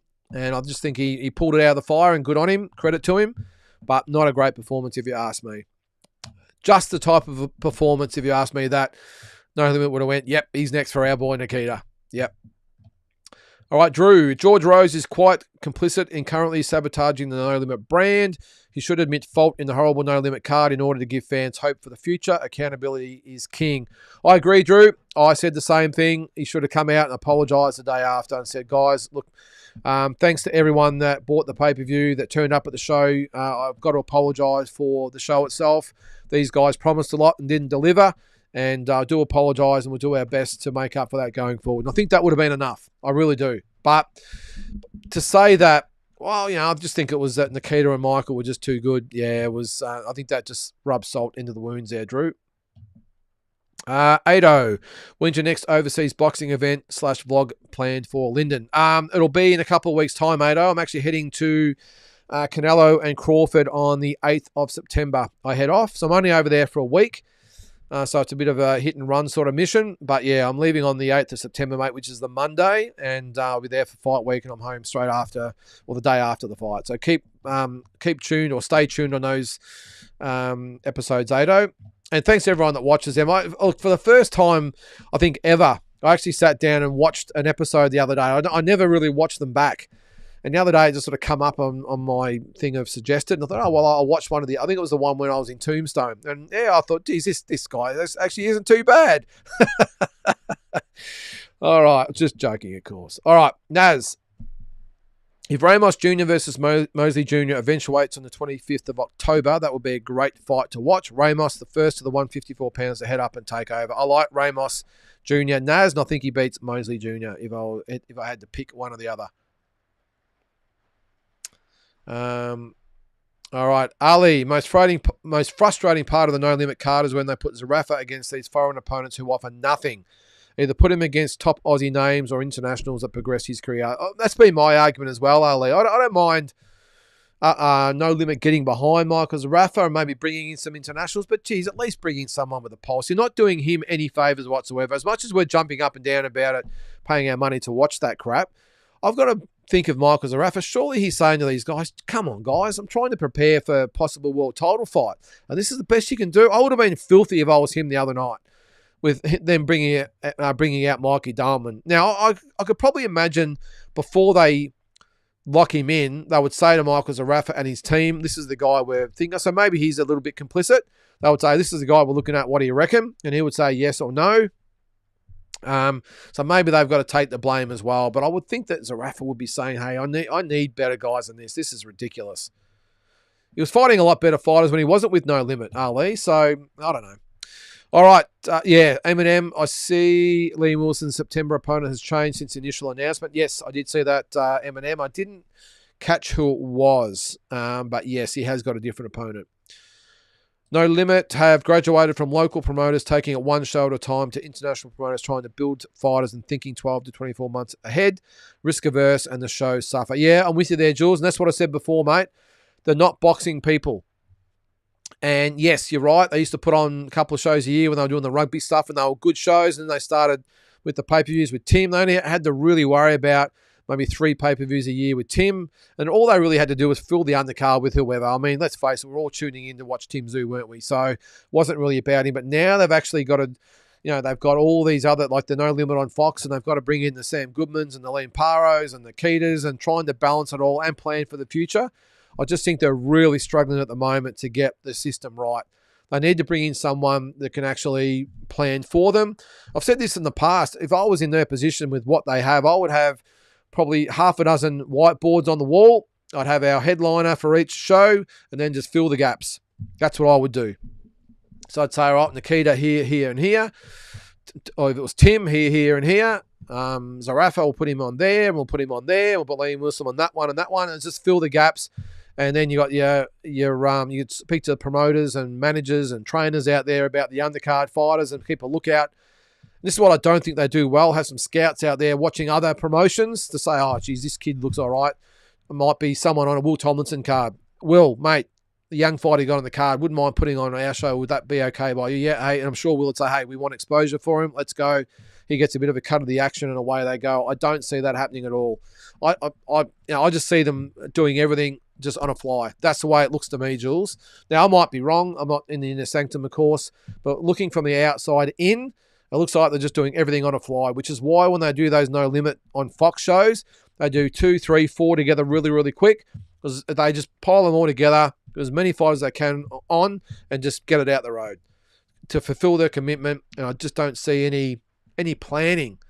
I mean, again, I don't want to spend too much time on it, but if you had those whiteboards up, be in conjunction and working with every single promoter in Australia. Be on good terms with them all. And I know for a fact they're not on good terms with many at all. Get on really good terms with them. Keep a lookout for their cards. As I said, send some scouts along. So the scout can come back and say, shit, I saw a really good young kid on there. He's only in a 4-rounder in his second fight, but looks okay. Talk to the promoters, sort of work him onto one of those No Limit on Fox events, whatever it might be, work in. I just don't think they're doing it, Jules, and it tells. It shows on their cards at the moment. And then you get what we had the other night. I mean, geez, with all the resources they have at their disposal, and that's the best they could put on the other night. Just shocking. And don't forget too, I was going to say the Bruno Tarimo and Ahmed Redder fight wasn't going to happen. It was a late sort of change with Billy Pokinghorn being out. The Redder and Pokinghorn fight would have been probably just as good. So that was probably one good fight they matched in the lead up to it. And luckily they got Tarimo to replace him and it was just as good. But what's this? Wilson's next opponent ranked lower than his last opponent. Yeah, well, I've got a feeling it's just to keep him busy, Eminem. We'll give him a little bit of an out there, mate, but it doesn't help, does it? I just think sometimes they don't understand that most boxing fans are on BoxRec and on YouTube and they're just going to pull the wool over our eyes. All right, part of the reason why I've got Kira Rustin ahead of Peters as a prospect, granted he's not focused on amateurs, this is Liam, by the way, but he jumped into a very tough fight with Tongo with open arms. Yeah, good call there, Liam. I just think, I don't know, again, whether it's Callum Peters agreeing to these fights, but I would have thought that Callum and all his team would have said, hey, no, to the No Limit guys, hey, it's okay, guys.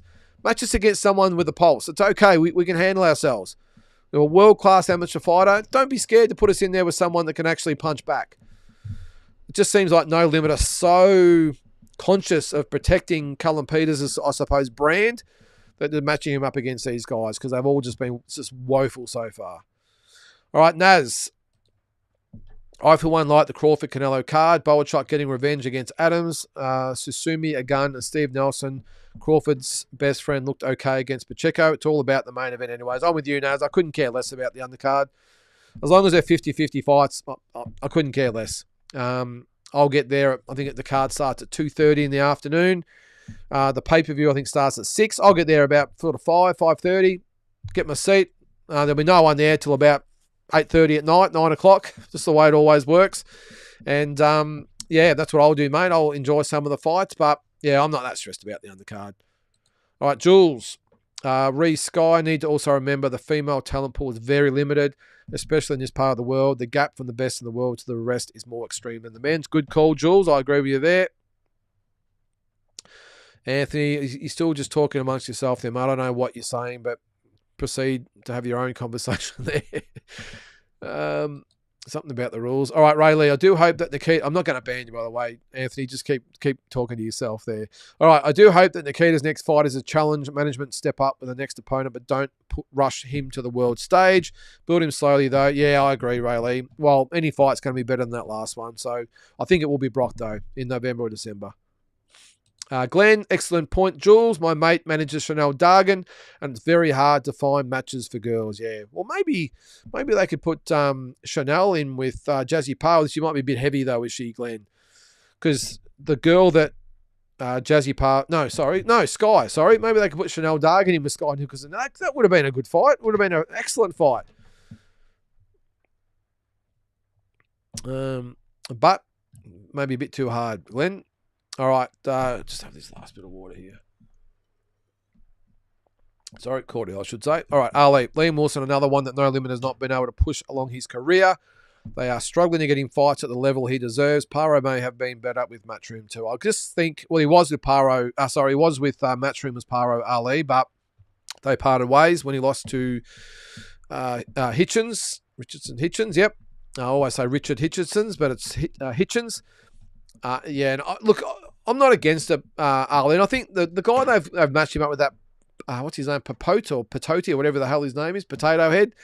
They look, he's not too bad. Nowhere near Liam's level, but I think capable enough to give him a good fight, give him some rounds. And look, I think at the moment, Ali, I think they realise that Liam's on the verge of another world title fight. He'll get one. They just need to keep him busy, keep him looking good, keep him going up the rankings, and he'll get another title shot. All right, Mutzi, Inouye versus MJ is just around the corner too. Solid card. I can't see MJ causing an upset. No, I can't. When is that, Mutzi? Hang on, I'll type it in. I know, is it September something? Let me have a look. I'll type it in here.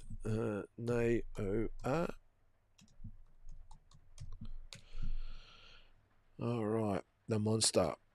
All right, so that card is September the 14th. Okay, oh yeah, so the day after the Canelo and Crawford fight. Oh, okay. Yeah, Yoshiki Takai on that card. Oh, against Jimenez for the world bantamweight title. Yeah, this looks not too bad. Yep, it's in, where is it, Japan? Yes, Japan. Yep. Okay. Yeah, looks pretty good there, Mutzi. All right. Okay, Anthony, I'm going to have to get rid of you there, mate. Sorry, mate. You just, I don't know who you're talking to there, but it makes no sense. I'm sorry, Anthony. All right. No, that's truly No Limit need to make a profit, and it's not easy business. You're a promoter and a good one too. Oh, thanks, Richard. But they should be careful on who they bring over to fight, research, etc. Yep, exactly, mate. All right, Ray Lee. I think if they dropped the cost of Aussie pay-per-view, they would most likely have more volume of views. I know many people who will watch if the price is reduced, especially with the cost of living these days. The problem is, Ray Lee, if they drop the cost of the pay-per-view, obviously it means more people will watch. That's great. But if less money is coming in, that means the standard of the pay-per-view drops. Although I don't think it could drop much more than what we had last week. But who knows? Maybe instead of getting 10,000 at $70, they might get 20,000 at $35, and they make the same amount of money, more eyeballs on. Not a bad call there, Rayleigh. I just don't think they've probably got the kahunas to drop it and hope they double their or to halve the pay-per-view amount or cost and get double the amount of people. And then, look, there probably would still be people out there that would whinge if it was $35, Rayleigh, but I'm with you. If I was them, I would probably try and go for $30 to $35 model if I was them. But anyway. All right, Rayleigh. I do understand that No Limits need to make a profit. However, double or triple the views at lower cost could possibly work. Yep. Good call there, Rayleigh. Greg Crawford. How are you, Greg? Anyone been watching the WBC Grand Prix? Yes, I did, Greg. Dylan Biggs is into the semi-finals. Always love the show and content, mate. No worries at all, Greg. Thanks for watching, mate. Yeah, I did see him, and he it looks like he's improved a lot, Greg. I must admit I was a little bit worried when I saw him. He got beaten pretty comprehensively by Nikita Zhu. I know he put Nikita down, but after that it was pretty much one-way traffic. I was a little bit worried about where Dylan might go, but I really applaud him for entering this tournament and going up against similar experienced guys as himself, but also at his own level, and give him a chance to improve. So, and big chance to win it, Greg. There's a couple of good guys in that division. There's only, 4 of them left now, but yeah, good chance to win it, Greg. We'll see. No Limit do nothing to foster talent. They promote name fighters against absolutely overmatched blow-ins from overseas. They get cheap. The remainder of the cards is the cheapest local fighters. Yep. Very well described there, Glenn. I can't disagree with that, mate. You've hit it on the head. Oh, yeah, Ike, how do you pronounce the name? Ike. Abiabuchi, whatever his name is.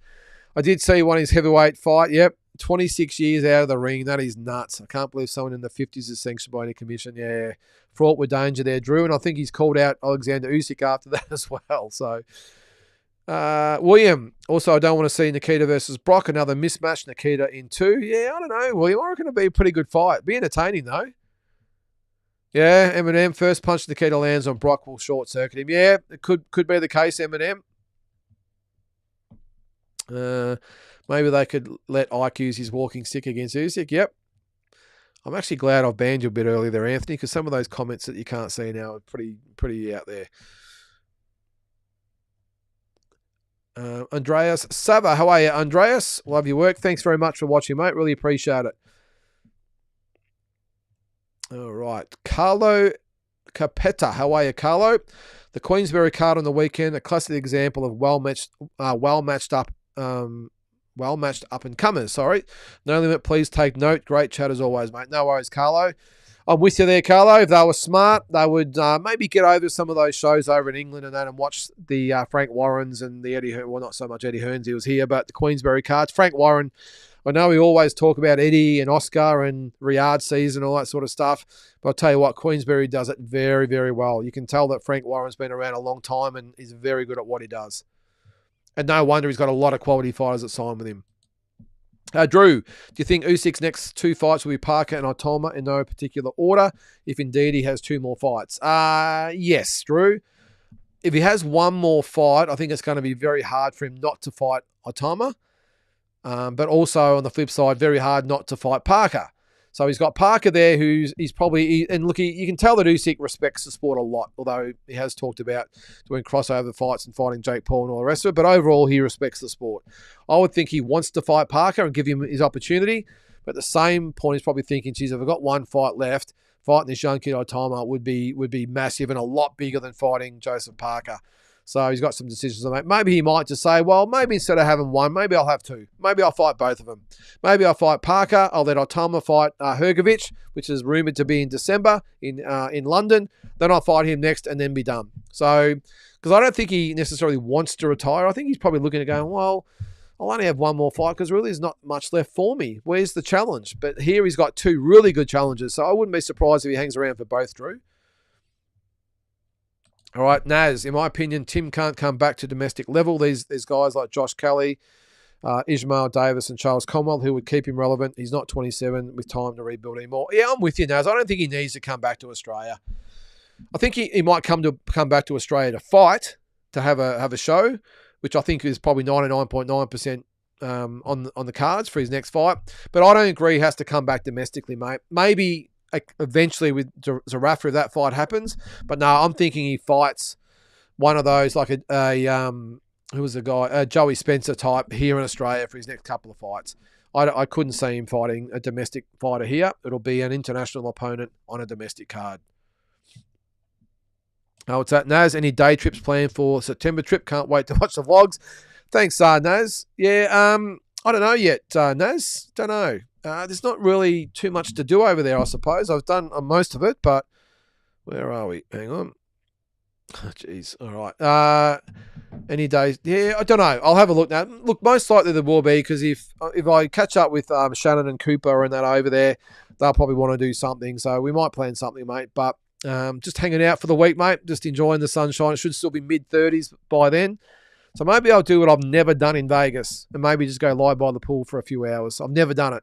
Actually, I'll take that back. I tried to do it once and lasted about 10 minutes. Where was I staying? One of them might have been after Tim. No, I think it might have been Tim's fight with Fundora, the first one last year. I was at the Mandalay Bay, and I went to, I think it was one of them anyway, and I went out by the pool and thought, oh, well, everyone comes to Vegas and sits by the pool. I'll give it a go. And went out there, and it was packed full of people. You had to pay to have a what do they call them, things they lie on, whatever they are, a recliner, whatever the hell they are, or a chair. Had to pay to have a spot by the pool and pay for this and pay for that. There was people everywhere. It was boiling hot. There was no shade. I lasted about 10 minutes and said, stuff this, and went back into the casino. It's about as long as I lasted. So we'll see what we can get up to anyway, Naz. I'm sure there'll be something. All right, Ali. Unfortunately, production quality of the Matchroom event was bad. Ted Kofi struggles at the play-by-play commentary. Monique did a wonderful job as per usual. Yeah, she did. Rob, before the fight, should have commentated. Yeah, well, I wonder why he wasn't there, Ali. Look, Rob has copped it a little bit sometimes for his commentary, but I like his enthusiasm. I really do. I think he does a good job. I think if DAZN, they were going to do fight cards regularly, they need to have a proper team. And I don't mind Ted Kofi, but for me, he's a bit bland, if you ask me. I don't think he brings a lot. He's very educated, but we need a little bit of colour in there. And yeah, I think that I was rapt I had Stephen Pios as the announcer. I think he's one of the best in Australia. I love watching Steve on the microphone, but I think they need to get a proper team behind the microphones at Ali at ringside. And maybe when they all amalgamate, maybe Ben Damon will do it as well. I don't know, but I think they could do better than what they did on Saturday night. All right. What's that, Andy? Speaking the truth, got to do what you got to do, maintain ranking or activity. Yep. Thanks, Andy. Thoughts about the limit show. Yeah, I think we've gone over that a bit. Eminem, I thought Monique was quite awkward at times. She'll get better, Eminem.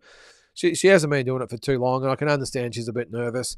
And you've got to have someone like her there. I really like, whether it be boxing or football or whatever it might be, to have the female host, I think, or the interviewer or whatever it might be. Especially as a host, I think it's a really good mix. But he's just got to, they'll get it right. Hopefully anyway. I just hope, took No Limit a while not No Limit, Main Event to get the mix right. And I think they're doing a really good job at the moment. And DAZN will probably be the same. But I'm with you, whoever said before, I'm with you that Saturday nights was, not overly great, but I'm sure they'll get better. All right, Ray Lee. Hang on a sec. All right, I thought Tank was up to his publicity antics with the Tank versus Jake Paul fight, but it seems to be going ahead. He might cash out and retire. Would love to see the rematch with Roach instead. Yeah, I think he's cashing out there, Ray Lee. It's a shame. He had all the potential to be right up there with some of the great fighters in history, and I think he's just going to be forgotten pretty quick. Yeah, Shakur would have been great. I'm starting to think Old Mate versus Jay McAllister could be in the running for the next No Limit card. I have a no result via way of first round simultaneous KO. Yeah, says that's true. Yep, you never know, mate. All right, there's Batman in the chat. Away, Batman. Yeah, plenty of talent to watch in the Canelo Crawford card. Look, if I'm being honest, Batman, I said before, I'll watch a little bit of it. I don't know too much about, especially the early fights of the card. So maybe I might get there a little earlier and watch a few of those young up-and-coming guys. I must admit, when I was a lot younger, I was just totally enthralled with boxing. I'd watch the first fight to the last fight. I must admit, as I've gotten older, I've cheated a little bit and just watched the main fights on the card and just to watch a few little bits. But I might do that if they are serious about trying to showcase some talent on these shows. I'll take the words of Dana White and Turkey LL Sheik and maybe watch a few, mate. So, and I think you're going to be there too, aren't you, Batman? So that'll be good. What's that, Ray Lee? Would you consider promoting again? No, that is a negative, Ray Lee. Yeah, look, it's a type of business, Ray Lee, where you've got to be cutthroat. You've got to be cut from a certain cloth, and I must admit, I'm just not. I was very good. I suppose they've got the business savvy, the business mind, all that sort of stuff. But you need more than that. You need to be a hustler to be a promoter, and I'm not really in that category. I'm just being honest. And you need to wheel and deal, and as I said, hustle, and that's just not really my thing. I'm more of a calculated type of planner. I put on a great event, but getting out there and with the media and selling the tables and all that sort of stuff, it was a bit hard for me. It's not really my personality, but I know some of the other promoters are, and they do it so well. So and I'm not needed at the moment, Ray Lee. We've got some excellent promoters around the country at the moment, so no need for me, Ray Lee. They're doing a great job. So you'll be watching Susumi, who's second bout. Now, is he the one back? Was he the one that fought on the Belunga and Shiraz card? That's the one I watched on the night as well. He didn't have much to beat, but yeah, he was a very good young fighter. Reminded me a lot of Inoue, actually. Oh yeah, Maya Solomon, Josie Part, November 25. Is that right? A Sam Labruna show. That will be a good fight night. Yeah, that sounds good. Now, is that who else is on that? I think Camille Bella was on that card. I think. Hang on. I'll just type it in here. Was it you that sent me that the other day, Arlene? It looked like a really good show. And where are we? I'll go to that event. So, where is it? November the 7th. So it is... Oh, yeah, Monia Fathi and Andrew Hunt. That'll be a ripper fight. Really good fight. Yeah, as I said, Camille Balla on there. Steph Cutting will be on the show. Yep, looks like a good card. That's Sam Labruna fight night at the... I'm assuming it's a Melbourne Pavilion, I would think. So Friday, 7th of November. So get along to that. Great fight there, Ali. Was that originally on the card, or has that just been added? I'm not sure. Yep, good fight. Now what? That'll be light flyweight. Sorry, super flyweight. All right, the thing that annoyed me most was George talking up Nikita's international opponent. Yeah, it's 50 internationals fighting every weekend here. None are good. We're not that stupid. Yep, I'm with you there, Jules. Yep. That's what I didn't like, Jules. It was just like, come on, just be honest with us.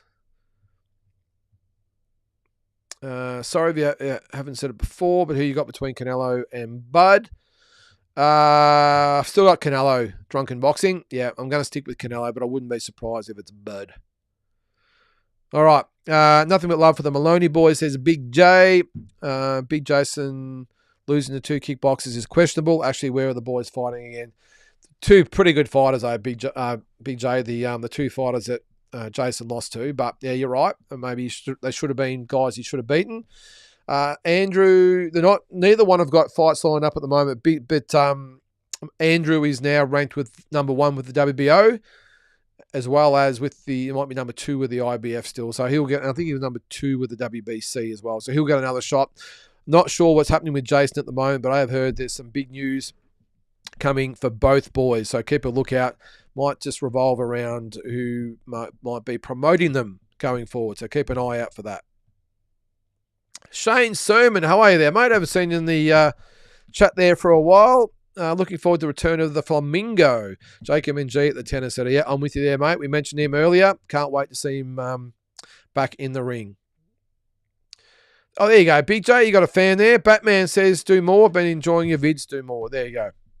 Yeah, look, also, I do like your videos, Big J. And I think I've said before, it might have been last week, when I did say about the hip between your eyes. It's not a podcast or a YouTube show for the faint-hearted. It doesn't tiptoe around anything. So despite what we've been saying tonight, still get on there and support Big J. All right, William. What's that? This comment keeps getting deleted. No, I haven't deleted any comments there, William. Nikita's last opponent, Ismaili, isn't undefeated. Seen on YouTube being KO'd 9th round body shot. I don't think it was even the 9th round, William. I think it was earlier than that, wasn't it? Whatever it was, he was stopped with a body shot. Yep, and he turned around and quit in his corner. Yep, I'm not sure why it's getting deleted, William. I didn't delete it, mate. So, but yes, he wasn't undefeated. He had that loss.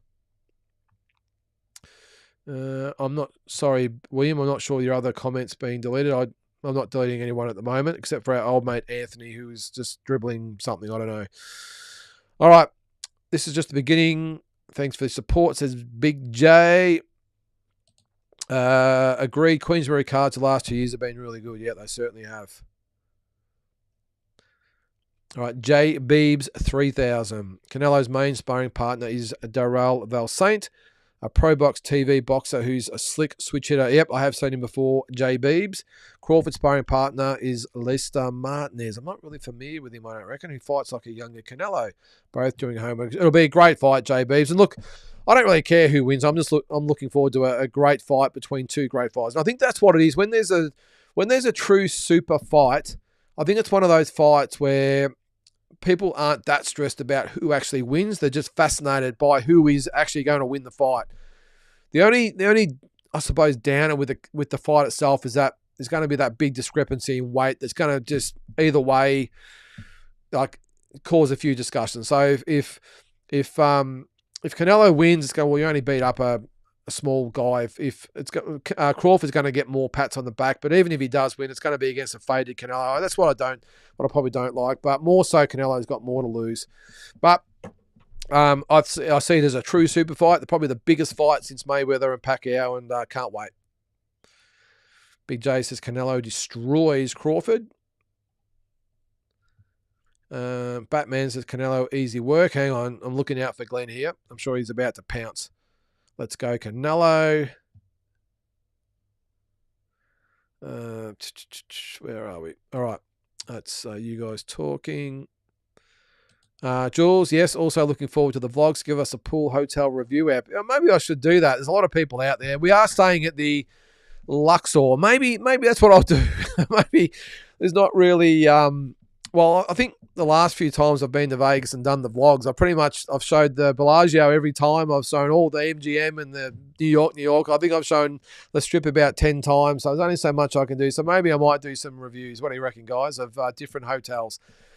Maybe what I'll do, I'll go through a couple of different hotels every day, and I'll take you right up the Strip through every single hotel, and I'll show you every single one. How's that sound? I'll walk from the start of the Strip to the end over the course of the week, and I'll review every single hotel right down to, I think it's the Treasure Island, which is right down before it starts to turn and go towards Fremont Street. I'll do Fremont Street this time as well, guys. If you watched, might have been the vlog a couple of ones before the last one. I did go to Fremont Street, so I'll do that. If Shannon and Cooper are going to be there, they've got to take them down to see Fremont Street. You can't go to Vegas without seeing it. What's that? Antelope Canyon and Horseshoe Bend. Good day trip while in Vegas. Okay, mate. I'll be sure to do that. I've seen a bit. I actually got. Well, my wife and I renewed our vows at the Valley of Fire. Oh, just a beautiful scenery. It's just out like in the desert part, but it's red. Oh, it's just gorgeous. So I'd love to see some more of the landscape beeves because it's just beautiful. What's that? I like Ted's commentary. David Nyika doing special comments. It's great. Is that who it was? Okay. Very articulate and intelligent guy. Yep. What's that? I'll let you guys talk amongst yourselves. Liam, have you seen much of Jesse the Tip Rat Bolt? Would be perfect for the no limit on Fox cards as they were intended. I have actually seen a little bit of him, Jesse. I think I must be friends with him or his dad or someone on Facebook. I don't really get on Facebook too much, but I did get on there the other day when I was looking at. Actually, the only time I get on Facebook is to either put my own stuff on, or I like to look at Ozboxing Central on there with all this stuff, or No Limit, that sort of stuff. I don't sort of get on there to do the whole, I suppose, social thing. But I must be friends with either Jesse or his dad, and there's a full. A lot of clips on there from his last fight. He does look entertaining, Liam, and with a name like the Tip Rat, he's very, very marketable, mate. So you're right. Guys like him are the reason why the No Limit on Fox cards were brought out. and it would be great to see fighters like him on there. All right, so we've got about 10 minutes to go there, guys. That's gone quick. So Glenn J. McAllister smokes him. Is that about Big J?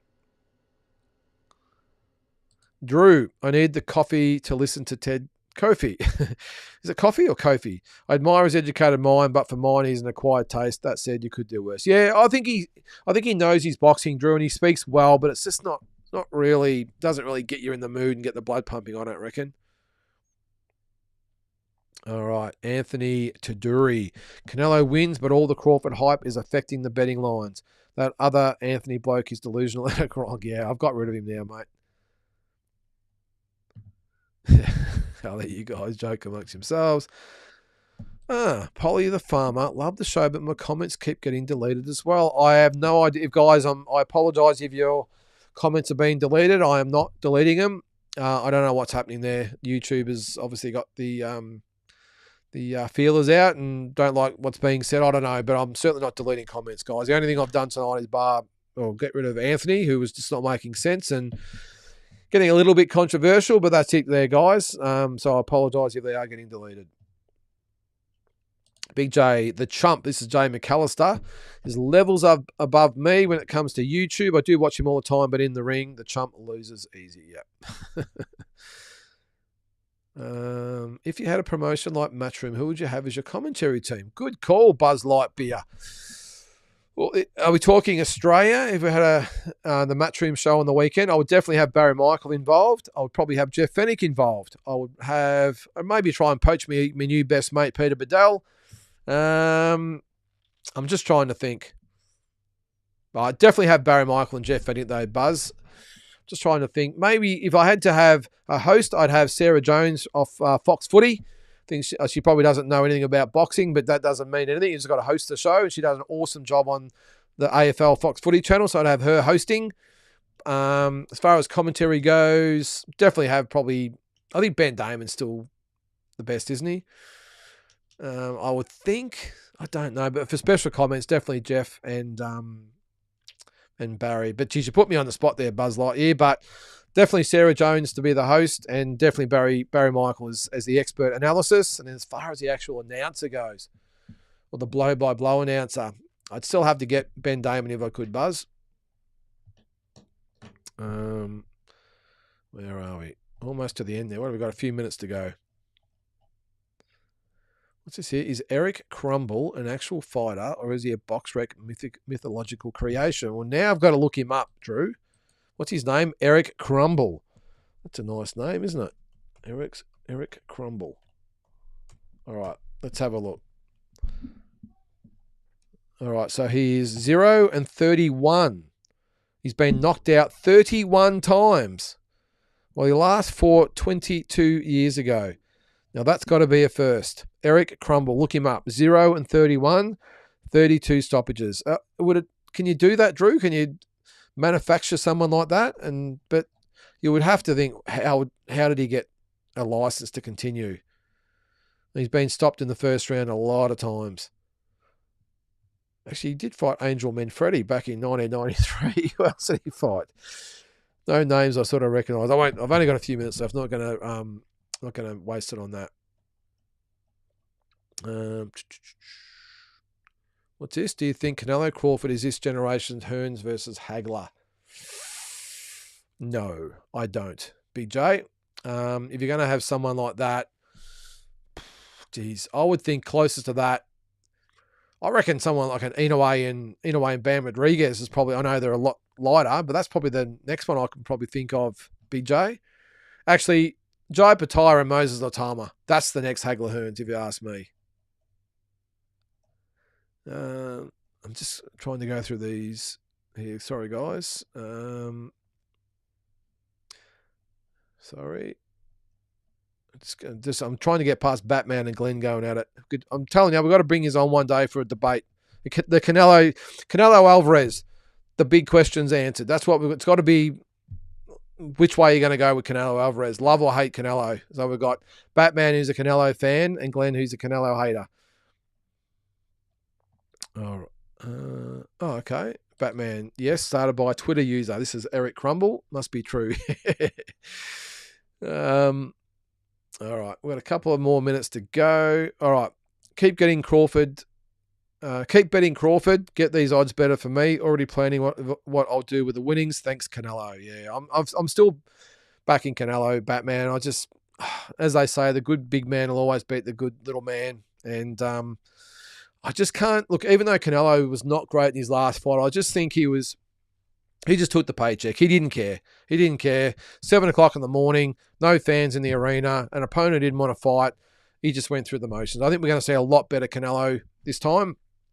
And I think we'll see a lot better Crawford as well. I don't think he was impressive against Madrimov, but I think he will turn up. But I don't know. I just can't get past the size advantage that Canelo has, so I'm going to back Canelo.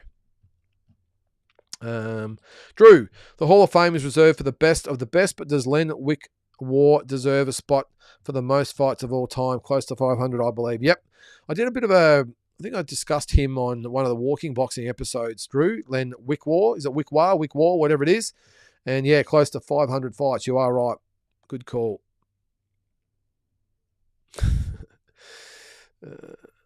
Where are we?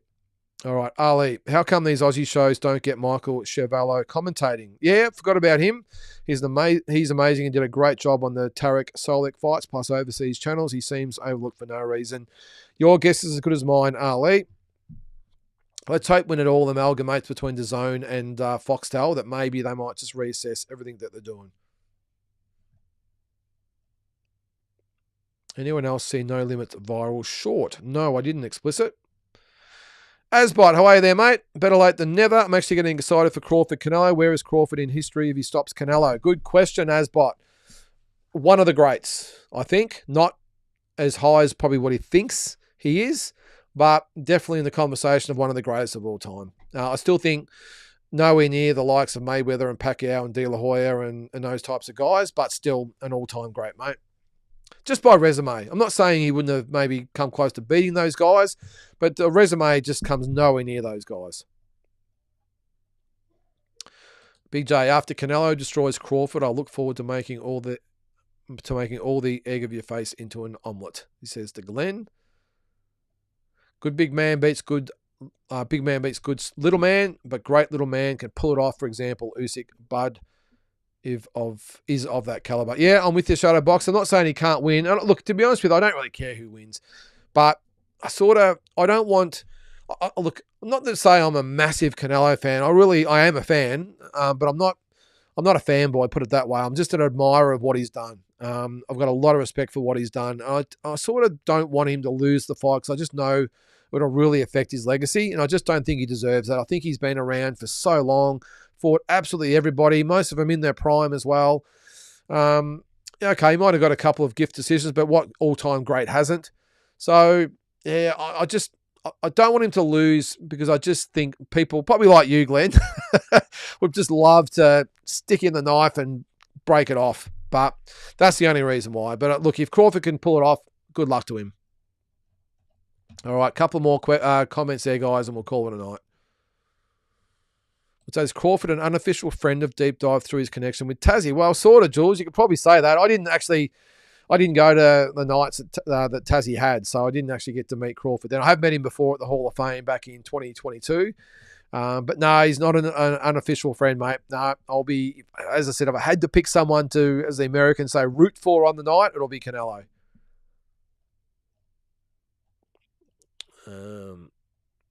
All right, last one, guys. What's that, Glenn? So Batman says Glenn wearing his Crawford slippers telling us his prediction. I like it. What's that? OG, get that fella, Lynden Hosking, main event. He's the man. Oh, thanks, OG. I appreciate that. But, mate, all I'll say is there's a big difference between sitting here in my little studio here, talking to you guys with no pressure, than being on national TV with thousands of people or hundreds of thousands of people watching. So I'm certainly not saying it's easy and I could do it. I don't know. I've never really considered it, to be honest. Being like a special comments, I don't know. Don't know whether it's something I'd like to do. But anyway, you never know down the track. who knows what could happen, but it's never something I've really even thought about. But there you go. All right, guys. Well, having said that, that will do it for this week's episode. Make sure you watch every single day. Walking Boxing is normally up by about 10 o'clock. So this is on Spotify as well as YouTube. So check it out. And I will be doing some more weekly videos soon. I've just been a bit busy and a bit late on lately, so I will get back to doing those as well. But of course, the big trip to Las Vegas in a couple of weeks where I'll be doing the daily vlogs over there. So again, really appreciate everyone that tunes in and sends me messages and everything like that. It's really appreciate it. Doesn't get missed, and it means a lot. So guys, have a great week, and we will catch you next time on Talking Boxing.